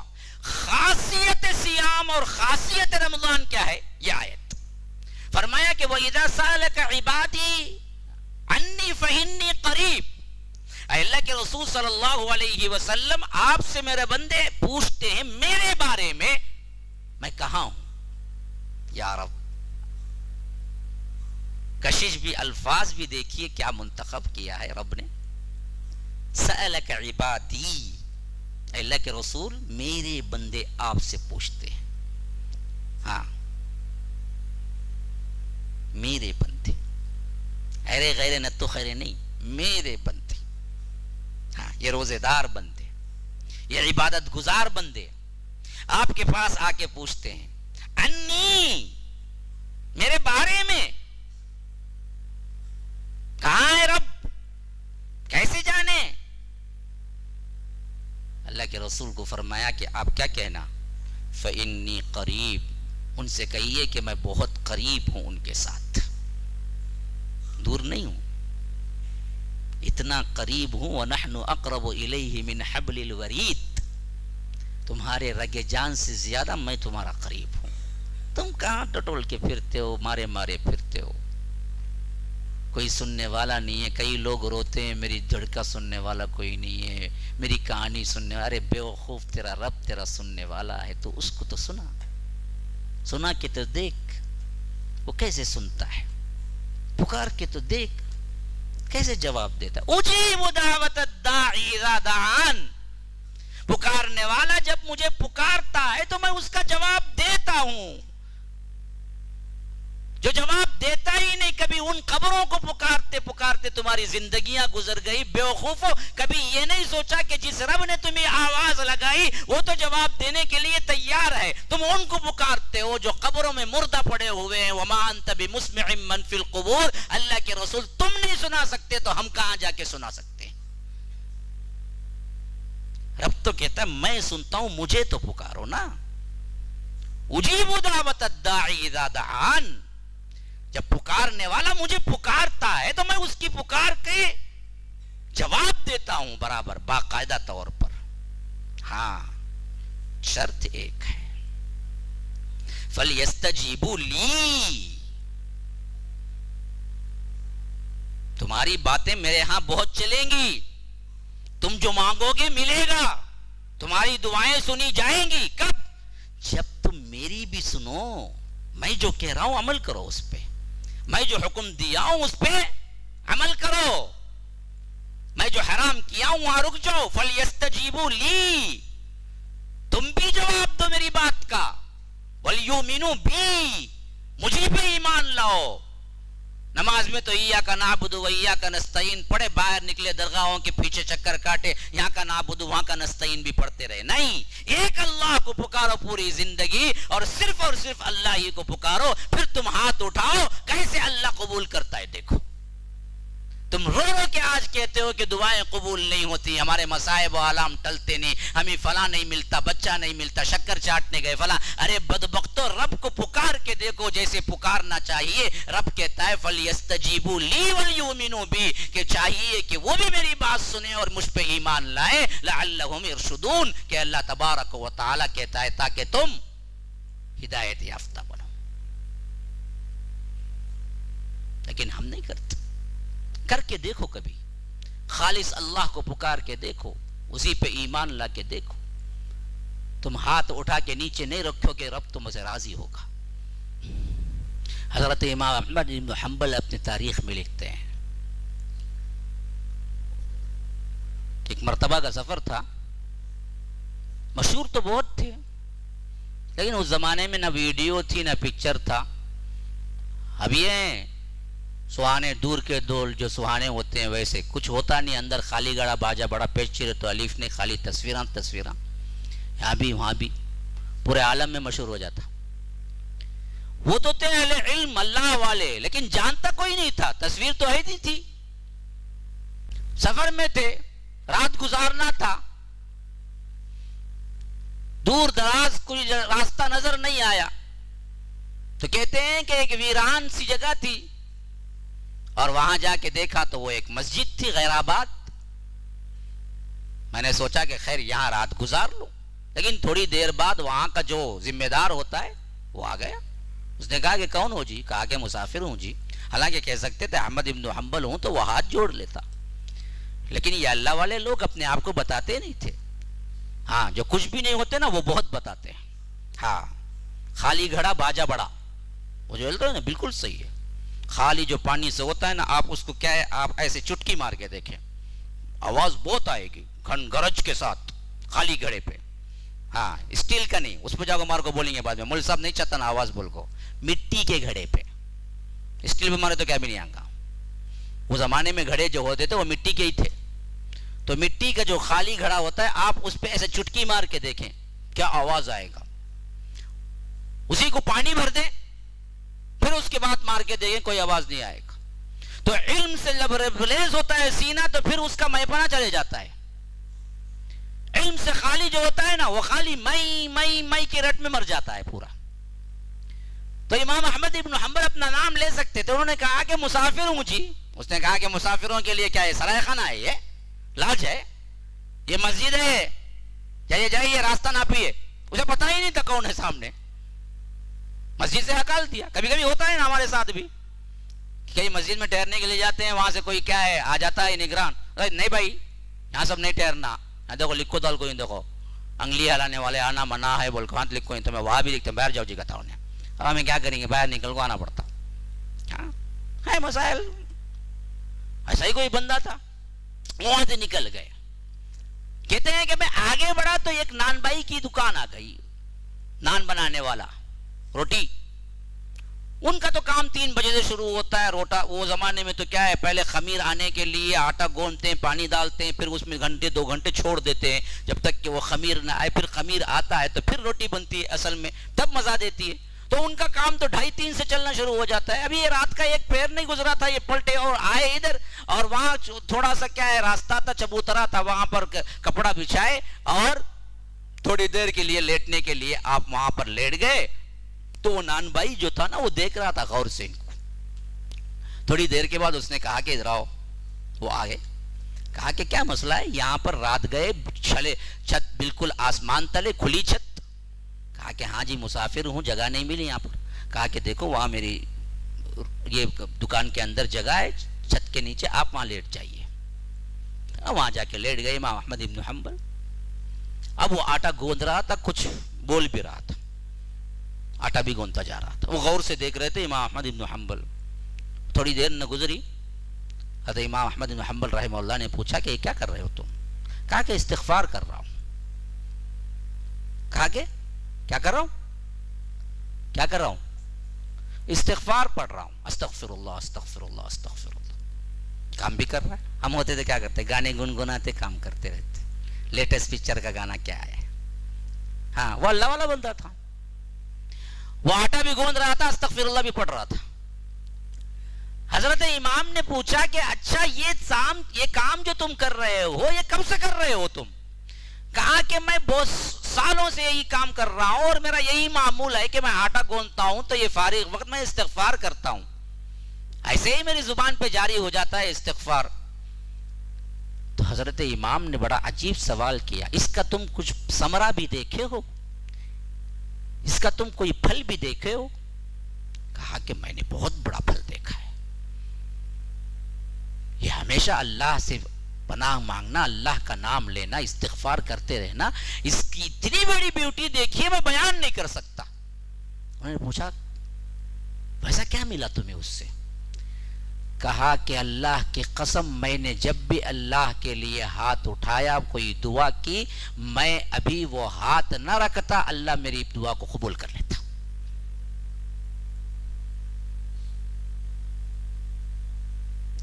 ایک نان بھائی، ایک روٹی بنانے والا اللہ کے ہاں اتنا مقرب ہے، وہ کہہ رہا ہے کہ میں جب بھی رب سے دعا کے لیے ہاتھ اٹھاتا ہوں اللہ قبول کر لیتا ہے۔ وجہ میں یہ سمجھتا ہوں کہ میں ہمیشہ استغفار میں رہتا ہوں، اللہ نے اتنی مقبولیت دی کہ میں جب بھی جو مانگتا ہوں اللہ عطا کر دیتا ہے۔ اور یہ کہہ کے اس نے پھر اس کے بعد ایک ایسی بات کہی جو رونٹے کھڑے کر دینے والی ہے۔ وہ نان بھائی نے کہا کہ ابھی کچھ دنوں سے میں اللہ سے دعائیں کر رہا ہوں کہ اللہ میری زندگی میں احمد ابن حنبل سے ملاقات کرا دے، لیکن اب تک وہ دعا قبول کیوں نہیں ہوئی یہ سوچ رہا ہوں۔ تو امام احمد ابن حنبل رو پڑے، کہا کہ اللہ تجھے احمد ابن حنبل کے پاس نہیں، احمد ابن حنبل کو اٹھا کے تیرے پاس پٹک دیا۔ یہ میں ہوں احمد ابن حنبل، بیٹھو تیرے سامنے۔ اللہ نہیں سنتا، اللہ نہ سنے تو کون سنے گا؟ پھر اللہ ہی سنتا ہے، یہ مانو یقین۔ پھر پکارو اس کو کیسے سنتا ہے رب، وہ تمہیں معلوم ہوگا۔ اور یہ مانگ کے پکارنے کا زمانہ کون سا ہے؟ رمضان، جہاں رب قریب ہے تمہارے، آسمان دنیا پہ آتا ہے، پکار لگاتا ہے کوئی استغفار، ہے کوئی مانگنے والا میں اس کو دوں؟ اور آپ کہتے ہیں کہ نہیں نہیں مجھے سحری میں اٹھنا ہے بس کھانے کے لیے۔ مانگو اس وقت۔ اسی لیے رمضان المبارک کے احکامات کے بالکل درمیان میں آیت بظاہر دیکھیں گے تو فٹ لگتی نہیں، ربط نہیں ہے اوپر نیچے سے۔ اوپر بھی رمضان المبارک کی بات چل رہی ہے، نیچے والی آیت بھی اس کے احکامات کی ہے، درمیان میں آیت وَإِذَا سَأَلَكَ عِبَادِي عَنِّي فَإِنِّي قَرِيبٌ کہ میرے بندے آپ سے پوچھتے ہیں کہ میں کہاں ہوں تو کہہ دیجئے میں قریب ہوں۔ کیوں لایا؟ بتایا کہ مقصدیت رمضان اور صوم یہ ہے کہ تم اللہ کے اتنے قریب ہو جاؤ کہ اللہ سے تم پکارو تو رب تم کو جواب دے۔ ایسا عمل کرو تم کہ اللہ اپنا قریب کر لے تمہیں۔ جب تم کچھ کہو تو رب مان لے، اللہ کو یوں راضی کر لو تم۔ رات کے سیاح، رات کی تہجد، رات کے نوافل اور دن کے صیام اور قیام کے ساتھ تم رب کو اتنا راضی کرو، اتنا راضی کرو، پھر تمہارے کے لیے یہ شکایت نہ رہے کہ رب نہیں سنتا، بلکہ تم جو کہو رب تمہارے لیے عطا کر دے۔ یہ قرب تلاش کرو رمضان المبارک کے رات اور دن کے اندر۔ یہ قرب کے ساتھ تم نے رمضان گزارا اور رمضان کے بعد تم پلٹ کے دیکھے کہ رمضان سے پہلے میں اللہ سے کتنا دور تھا اور اب میں اللہ سے کتنا قریب ہوں، اور آپ نے پا لیا کہ میں رمضان گزارنے کے بعد اللہ سے قریب ہوا ہوں بنسبت رمضان سے پہلے۔ تو اللہ کی قسم کھا کے کہتا ہوں تم نے رمضان کی مقصدیت کو پا لیا۔ تلاش کرو اپنے دل کے اندر کہاں ہے رب کا رتبہ، رب ہمارے اندر کہاں ہے، قربت کیسی ہے، محبت کیسی ہے، ہماری اپنی محبتوں کے لیے ہم کتنی قربانیاں دیتے ہیں۔ کیا رب کی محبت میں بھی ہم نے قربانی دی ہے؟ ٹھنڈ کا موسم ہے، بارش زور کی ہے، بچہ بخار سے دھنک رہا ہے، میڈیکل شاپ کے لیے آپ نکلے ہیں چھتر لے کے اور اس کو دوائی لے آتے ہیں، پلاتے ہیں، بچے کی کیا ہے بخار کم ہوتی ہے، سوچتے ہیں کہ میں نے باپ کا فرض اور بچے کی محبت کا حق ادا کیا. کیا یہی حالت تمہارے فجر کے وقت اٹھتے وقت بھی ہوتی ہے کہ تمہیں رب کی پکار آئی اور زبردست بارش ہے اور تم چھاتا لے کے نکلو کہ نہیں رب کی محبت یہ ہے کہ میں مسجد جا کے نماز پڑھوں تو اللہ کی قسم رب کی قربت تمہیں مل گئی. لیکن جب تم دیکھتے ہو یا ہیلے بہانے بناتے ہوئے ارے یہ بارش ہے, اگر گھر میں بھی تو پڑھ سکتے ہیں, ہمیں تو چھوٹ بھی ہے, لیکن وہی اپنے معاملات, اپنے بیٹے کی بخار آئی ستانے تو تم نکلے باہر, رب کی بخار آئی تو تم نہ نکلے, تو پھر رب تمہیں کیسے پکارے گا, کیسے قبول کرے گا؟ ہاں یہ ڈبل سٹینڈرڈ کیوں؟ رب سے پھر تمہیں کہاں پیار ہوا؟ پیار ہوتا تو پھر یہ کیفیت نہ ہوتی تمہاری. تم تو دوڑتے بھاگتے آتے, رب کے دربار میں آنا سعادت سمجھتے, لیکن ہم اسی لیے اقبال کو کہنا پڑا آج سے تقریباً 100 سال پہلے, کس قدر تم پہ گراں صبح کی بیداری ہے. بڑا پیارا شعر ہے. بعض اشعار ایسے ہوتے ہیں کہ ذہن پہ ثبت ہو جاتے ہیں. کس قدر تم پہ گراں صبح کی بیداری ہے, ہم سے کب پیار ہے, ہاں نیند تمہیں پیاری ہے. کہاں ہے ہم سے پیار؟ ہم سے پیار ہوتا تو تم تو دوڑتے آتے, تمہیں تو نیند سے پیار ہے. محبتوں کے دعوے ہیں, کہاں محبت ہے رب سے؟ رب سے محبت ہوتی تو کردار پھر ایسے ہوتے, اعمال ایسے ہوتے.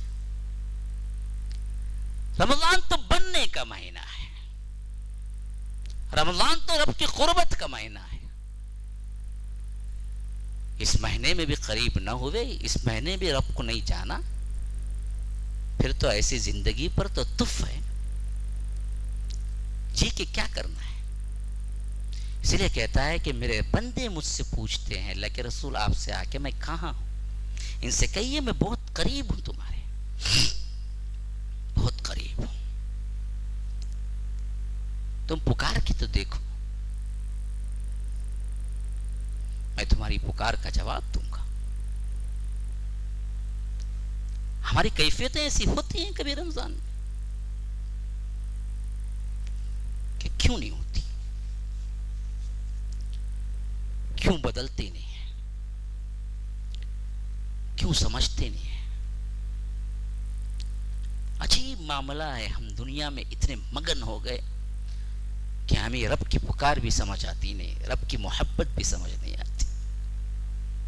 جس نے تمہیں عدم سے وجود میں بخشا, جو ماں نے تمہیں جنم دیا اس سے تو محبت کرتے ہو, جو عدم سے وجود میں بخشا اس سے محبت نہیں. ما غرک بربک الکریم, کیا درد ہے دیکھیے اس میں. یا ایھا الانسان ما غرک بربک الکریم, اے انسان رب کریم سے کس نے تجھے دھوکے میں ڈال دیا ہے, کیوں بھول گیا تو مجھ کو؟ وہ رب جو بڑا کریم ہے اسے بھول گیا تو, اس دنیا کے آسائش میں, آرام میں, اس کی رنگینیوں میں کھو گیا, اپنے رب کو بھول گیا. ما غرک بربک الکریم, کس چیز نے تجھے دھوکے میں ڈال دیا رب کریم سے؟ حالانکہ الذی خلقک فسواک فعدلک فی ای صورت ما شاء رکبک, وہی ہے جس نے تجھے پیدا کیا, برابر کیا, تصویر بخشی, تجھے انسان بنا کے کھڑا کیا. تو حقیر سا ایک بوند تھا. اتنے احسانات میں نے کیے, مجھے بھول گئے.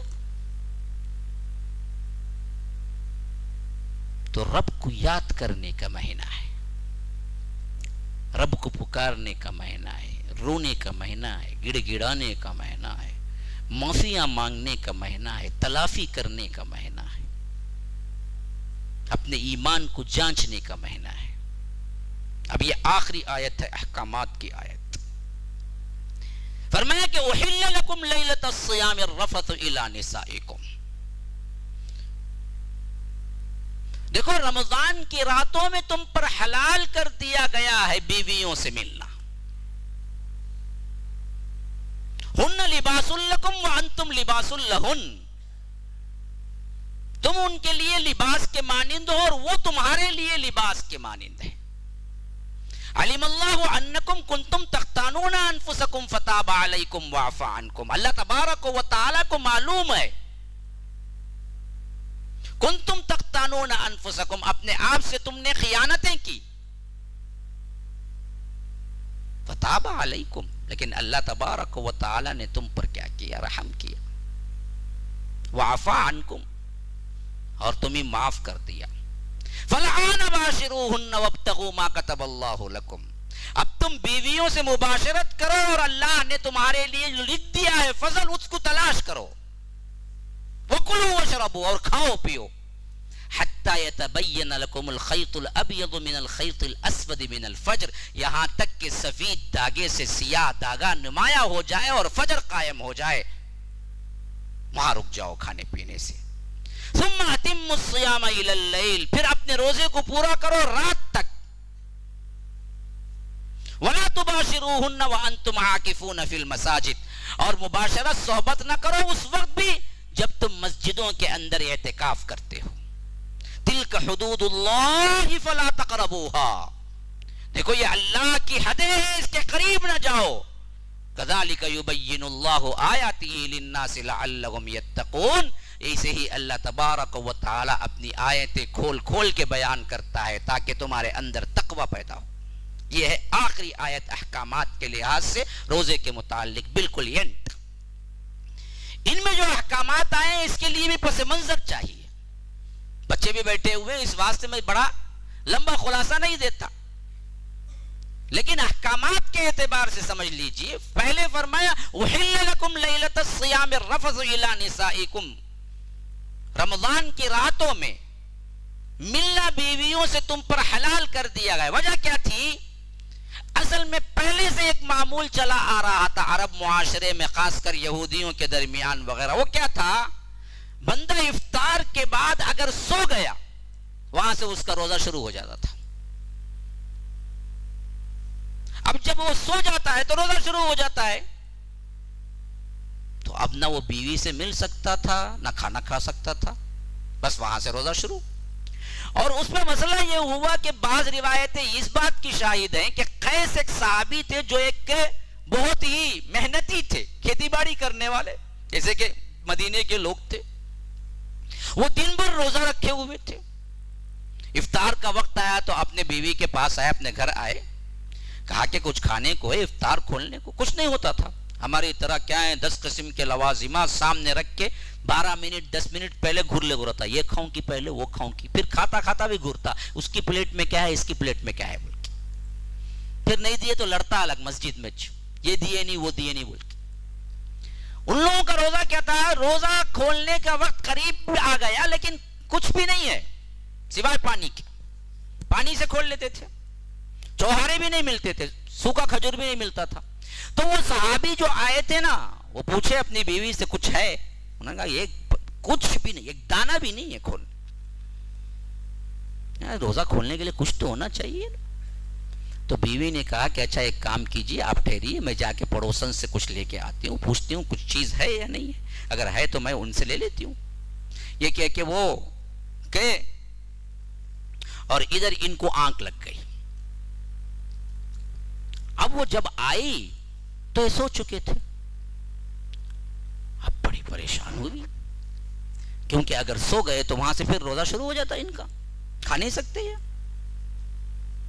کیونکہ یہی چلا آ رہا تھا سسٹم پہلے سے اور شریعت کی وضاحت بھی نہیں ہوئی تھی ابھی، تو اب ان کا روزہ پھر کنٹینیو ہو گیا، پہلے ہی تھکے ماندے، پھر پورا رات، پھر دوسرے دن اب دوپہر کا وقت آیا تو بالکل ہی ان سے نہیں ہو رہا تھا کوئی کام، بھوک پیاس کی وجہ سے بدن بالکل نڈال ہو رہا تھا۔ تب یہ آیت اتری جس میں فرمایا گیا کہ دیکھو یہ جو پچھلا طریقہ جو تھا یہودیوں سے تم نے لے لیا تھا، یہ نہیں ہے طریقہ شریعت کا، تمہارے لیے دن ہی اصل میں روزہ ہے، رات میں روزہ نہیں ہے تمہارے لیے، تم بیوی سے مل بھی سکتے ہو، کھانا پینا بھی کر سکتے ہو، تمہارے لیے حلال ہے، اللہ نے تم پہ حرام نہیں کیا، تم نے سمجھ لیا حرام رات میں، حالانکہ رمضان کی راتوں میں ملنا بیوی سے غلط نہیں ہے، دن میں حرام ہے، رات میں نہیں.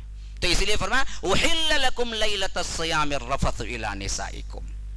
اور اس میں ایک بیوٹی بتا دی گئی، ہن لباس لکم. یہ وہ آیت ہے جو میاں بیوی کے تمام راز و نیاز کو ایسے پردے میں بیان کر دیا. اللہ کی قسم کھا کے کہتا ہوں اگر اس پہ کتابیں لکھی جائیں تو بھی اس کا مفہوم ادا نہیں ہو سکتا. یہ رب کا کلام ہے جو ادا کر رہا ہے. تمام لوازمات صرف ایک جملے میں پرو دیا کہ ہن لباس لکم وانتم لباس لہن. تمہاری بیویاں شوہروں کے اعتبار سے لباس ہیں، شوہر بیویوں کے لیے لباس ہے. جیسے لباس اور بدن کے درمیان کوئی پردہ نہیں، ویسے تمہارے اور ان کے درمیان کوئی پردہ نہیں. جیسے لباس سے تم زینت چھپاتے ہو ویسے ہی ایک دوسرے کے عیب چھپاؤ. تم دونوں ایک دوسرے کے زینت ہو. کسی کی بیوی اگر شوہر کو اتارنے پہ آ جائے، ذلیل کرنے پہ، پھر دنیا کا کوئی مائی کا لال نہیں ہے جو اس کو بچا سکے.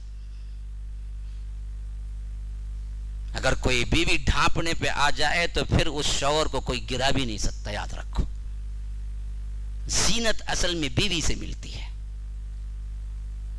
تو اسی لیے فرمایا تم ایک دوسرے کے لباس ہو. جیسے لباس سے تم خوبصورتی اختیار کرتے ہو ویسے ہی تمہاری بیویاں تمہارے لیے خوبصورت ہیں اور شوہر تم ان کے لیے خوبصورت ہو. ایک دوسرے کا بچاؤ کرو، ایک دوسرے کے عیبوں کو ڈھانپو، ایک دوسرے کے ساتھ ایڈجسٹ کرو، ایک دوسرے کے ساتھ ہنسی خوشی زندگی گزارو، ایک دوسرے کے ساتھ کھل کے سامنے آؤ. کیونکہ تم دونوں کے درمیان کوئی پردہ نہیں ہے، کوئی راز و نیاز نہیں ہے، کوئی چھپاؤ نہیں ہے. تو کھل کے بات چیت کرو، کھل کے مسائل سالو کرو، کھل کے ایک دوسرے سے ہنسی مذاق کرو تو تمہاری زندگی جنت بن جائے گی.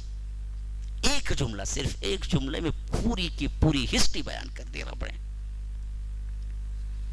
ہن لباس لکم وانتم لباس لہن. علم اللہ انکم کنتم تختانون انفسکم. اللہ جانتا ہے تم خیانتیں کرتے تھے اپنے آپ سے. وہ کیا ہے؟ بعض صحابہ سوچے کہ بھائی یہ مسئلہ جو رات میں نہیں ملنے کا ہے وہ تو یہودیوں کا ہے نا، اللہ نے کہا کہ ہم کو نہیں کہا نا. تو ان سے کیا ہو گیا؟ خطا ہو گئی، مل لیے. لیکن اندر اندر سوچتے بھی تھے اللہ نے منع بھی تو نہیں کیا نا، کہیں ہم نے غلطی تو نہیں کر دی. اس طرح کے بین کا معاملہ ہو گیا تھا باس کا. تو اللہ نے کہا کہ نہ، ایسے اضطراب میں زندگی نہیں گزارنے کا، ہمیشہ کلیئر کٹ رہنے کا. حرام حرام ہے، حلال حلال ہے. اللہ بھی ایسے ہی چھوڑ سکتا تھا، نہیں، اللہ نے واضح کر دیا. تم جو سمجھ رہے تھے ہم خیانت کر رہے ہیں بیوی سے مل کے، نہیں ہے خیانت، تمہارے لیے حلال ہے رات میں ملنا. اور تم سمجھ رہے تھے اپنے آپ سے خیانت کر رہے ہو، یہ بھی نہیں ہے. اللہ نے صاف حکم نازل کر دیا کہ تمہارے لیے رات میں تمہارے لیے حلال ہے. ہاں، کنتم تختانون انفسکم. اس واسطے فتاب علیکم وعفا عنکم. اس نے خود تم پر توجہ دی اور تمہیں معاف کر دیا. یہ تابہ کا لفظ بھی بڑا عجیب لفظ ہے عربی کا، یاد رکھیے. اللہ کے لیے بھی تابہ استعمال ہوتا ہے، بندے کے لیے بھی تابہ استعمال ہوتا ہے. لیکن جب اللہ کے لیے استعمال ہوگا تو وہاں ترجمہ اللہ نے توبہ کی نہیں ہوگا، وہاں ترجمہ ہوگا اللہ نے توجہ کی، اللہ نے رحم کیا، اللہ نے تم پر آسانی کی، یہ ترجمہ ہوگا. بندے کی طرف توبہ آئے گا تو وہاں معنی ہوگا ہم نے توبہ کی. یاد رکھیے یہ دونوں کو استعمال ہوتا ہے. اللہ بھی توبہ کرتا ہے تو اس کا مطلب یہ ہے کہ اللہ توبہ نہیں، اللہ توجہ کرتا ہے. ہاں، اس لیے فرمایا تاب علی. اسی واسطے ہمیشہ سیکھا نہ بھولنا. بعض کیا ہے اہل علم بھی کچھ سیکھنے والے ہی بیٹھے ہوئے ہیں تو میں کچھ نکات بھی بتلا رہا ہوں عربی کی. تابہ کے ساتھ اگر علا یا حرف علا یہ اللہ کی طرف منسوب ہوتا ہے. وہاں ترجمہ یہ نہیں ہوگا کہ اللہ نے توبہ کی، وہاں ترجمہ یہ ہوگا کہ اللہ نے توجہ کی. فتاب علیکم تو اللہ نے تم پر توجہ کی، وعفا عنکم تو اس نے تم کو معاف کیا. اگر تابہ کے ساتھ الا آئے گا تو بندے کی طرف آئے گا. ہاں، تو وہاں معاملہ یہ ہوگا کہ ہم نے تیری طرف توبہ کی. فتوبوا الی باریکم، تم سب مل کے رب کی طرف توبہ کرو. تو تابہ الی بندے کے لیے استعمال ہوتا ہے، تابہ علی رب کے لیے استعمال ہوتا ہے. تو فرمایا کہ فتاب علیکم، ہم نے توجہ کی تم پر، وعفا عنکم، معاف بھی کر دیا ہم نے تمہیں. ہاں، تو اب صاف حکم، فالآن باشروہن، مباشرت کرو رمضان کی راتوں میں، کوئی مسئلہ نہیں. ابتغوا ما کتب اللہ لکم، یہاں سے بچہ مراد ہے. شادی اور مباشرت کا خالی مزہ نہیں ہے، وہاں نقطہ بتایا رب نے کہ خالی مزہ نہیں ہے، اصل میں تو کیا ہے، اللہ کا فضل تلاش کرو. کیا؟ جماع کے ساتھ ساتھ دعا کرو کہ اللہ مجھے اس سے نیک صالح اولاد عطا کر. ابتغوا ما کتب اللہ لکم، ہاں اللہ نے تمہارے لیے جو لکھا ہوا ہے وہ مانگو اللہ سے. یہ جو آج فیملی پلاننگ کر کے شادی رچا رہے ہیں نا، یہ بدبخت لوگ سمجھتے نہیں شادی کا معنی. شادی تو اولاد ہے اصل معاملہ، یہ اللہ کی دین ہے، دولت ہے یہ. تو اسی لیے فرمایا کہ رمضان کے راتوں میں اگر مباشرت کرو بھی تو اس وقت بھی تمہیں تلاش کیا ہونا چاہیے دماغ میں، اللہ ان سے نیک صالح اولاد ہمیں عطا کرے. ابتغوا ما کتب اللہ لکم. اور تیسرا حکم فرمایا وَكُلُوا وَاشْرَبُوا، کھاؤ پیو. رات میں سو جاگو مسئلہ ہی نہیں ہے، کتنے بار سو جاگو، اگر رات ہے تو کھاؤ پیو، تم کھاتے رہ سکتے ہو. کب تک؟ حَتَّى يَتَبَيَّنَ لَكُمُ الْخَيْطُ الْأَبْيَضُ مِنَ الْخَيْطِ الْأَسْوَدِ، سفید دھاگا سیاہ دھاگے سے نمایاں ہو جائے، یعنی صبح کاذب سے صبح صادق طلوع ہو جائے. کیونکہ پہلے کیا ہوتی ہے، رات کے اندھیرے میں ایک ایسی سفید روشنی چھاتی ہے جسے صبح کاذب کہتے ہیں، جھوٹی صبح، حالانکہ مکمل صبح نہیں ہوتی وہ. اس سے مغالطے میں نہ آؤ، کھاتے رہو یہاں تک کہ وہ سفیدی کھلتے کھلتے کھلتے روشن ہو جائے، یعنی صبح صادق ہو جائے. وہاں جا کے اسٹاپ کرو اپنا سحری کا وقت، تب تک کھاؤ پہ. اس معاملے میں اللہ کے رسول نے فرمایا جب تک سحری آپ دیر سے کریں گے اور افطاری میں جلدی کریں گے میری امت خیر پہ رہے گی. ہم نے کیا کر دیا، الٹا کر دیا. احتیاط کے نام پر 2 گھنٹے پہلے ہم کیا کر لیتے ہیں، سحری کر لیتے ہیں. 3 گھنٹہ کو سحری کر لیے، پھر اس کے بعد نہیں کھاتے. نہیں کھاؤ، جاگے ہیں تو کھاؤ، کوئی مسئلہ نہیں. آخری حد تک کھاؤ. اس کے بعد پوری رات جاگ کو موزاں بھی ادھر سے کیا کرنا ہے، سیپاں بھی ادھر سے، دوسری چیز لوازمات، آپ کو ٹائم دیکھتے دیکھتے کھانا بول کے مطلب نہیں ہے. کھا سکتے ہیں یہاں تک، اور آخری میں سحری کرنا اچھی بات ہے، اور سحری کرنا بھی اچھی بات ہے. تسحروا فإن فی السحور برکہ، فرمایا کہ سحری کھاؤ، سحری کھانے میں برکت ہے.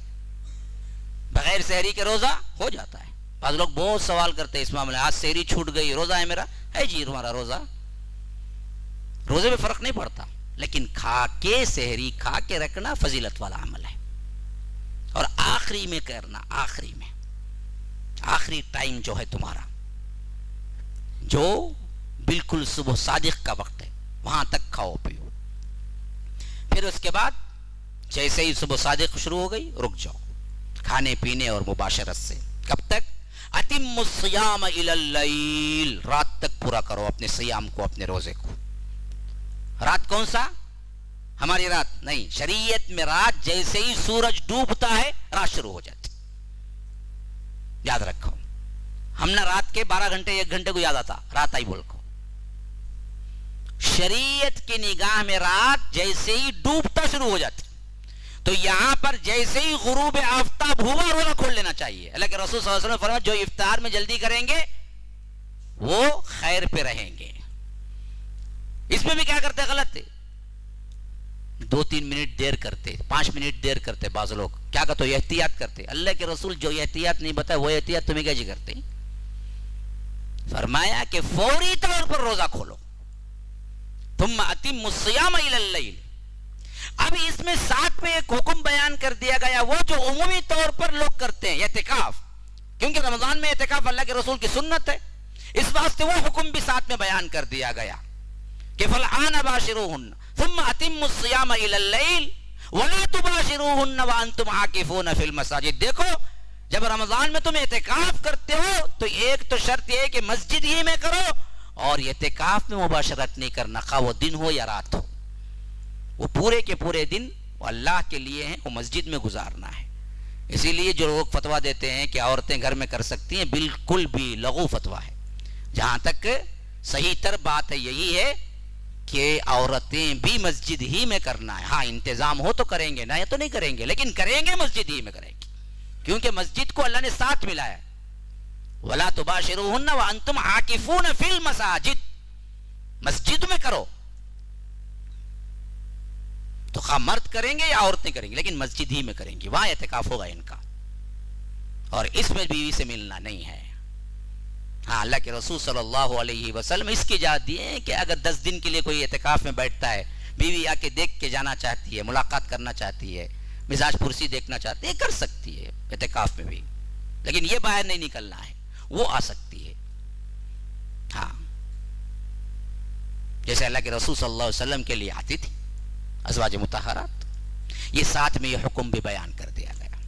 اب یہاں سے یہ 6 آیتوں کے اندر پورا خلاصہ ہے. تلک حدود اللہ, یہ اللہ کی حدیں ہیں, فلا تعتدوها, دیکھو, فلا تقربوها, اس کے قریب نہ جاؤ. کذالک یبین اللہ آیاتہ للناس, اسی طرح اللہ تبارک و تعالی لوگوں کے لیے اپنی آیتیں کھول کھول کے بیان کرتا ہے. لعلہم یتقون, تاکہ وہ لوگ اللہ سے ڈریں. ھذا وباللہ التوفیق, صلی اللہ وسلم علی نبینا محمد, صلی اللہ لی ولکم ولسائر المسلمین من کل ذنب فاستغفروہ انہ هو الغفور الرحیم. والسلام علیکم ورحمۃ اللہ وبرکاتہ. کفارہ پڑھ دینا ہے. سبحانک اللہم و بحمدک, اشہد ان لا الہ الا انت, استغفرک و اتوب الیک. السلام علیکم ورحمۃ اللہ وبرکاتہ. اللہ کے دین کی دعوت اور لوگوں تک پہنچانے کے لیے اس ویڈیو کو ضرور لائک, شیئر, کمنٹ اور سبسکرائب کریں.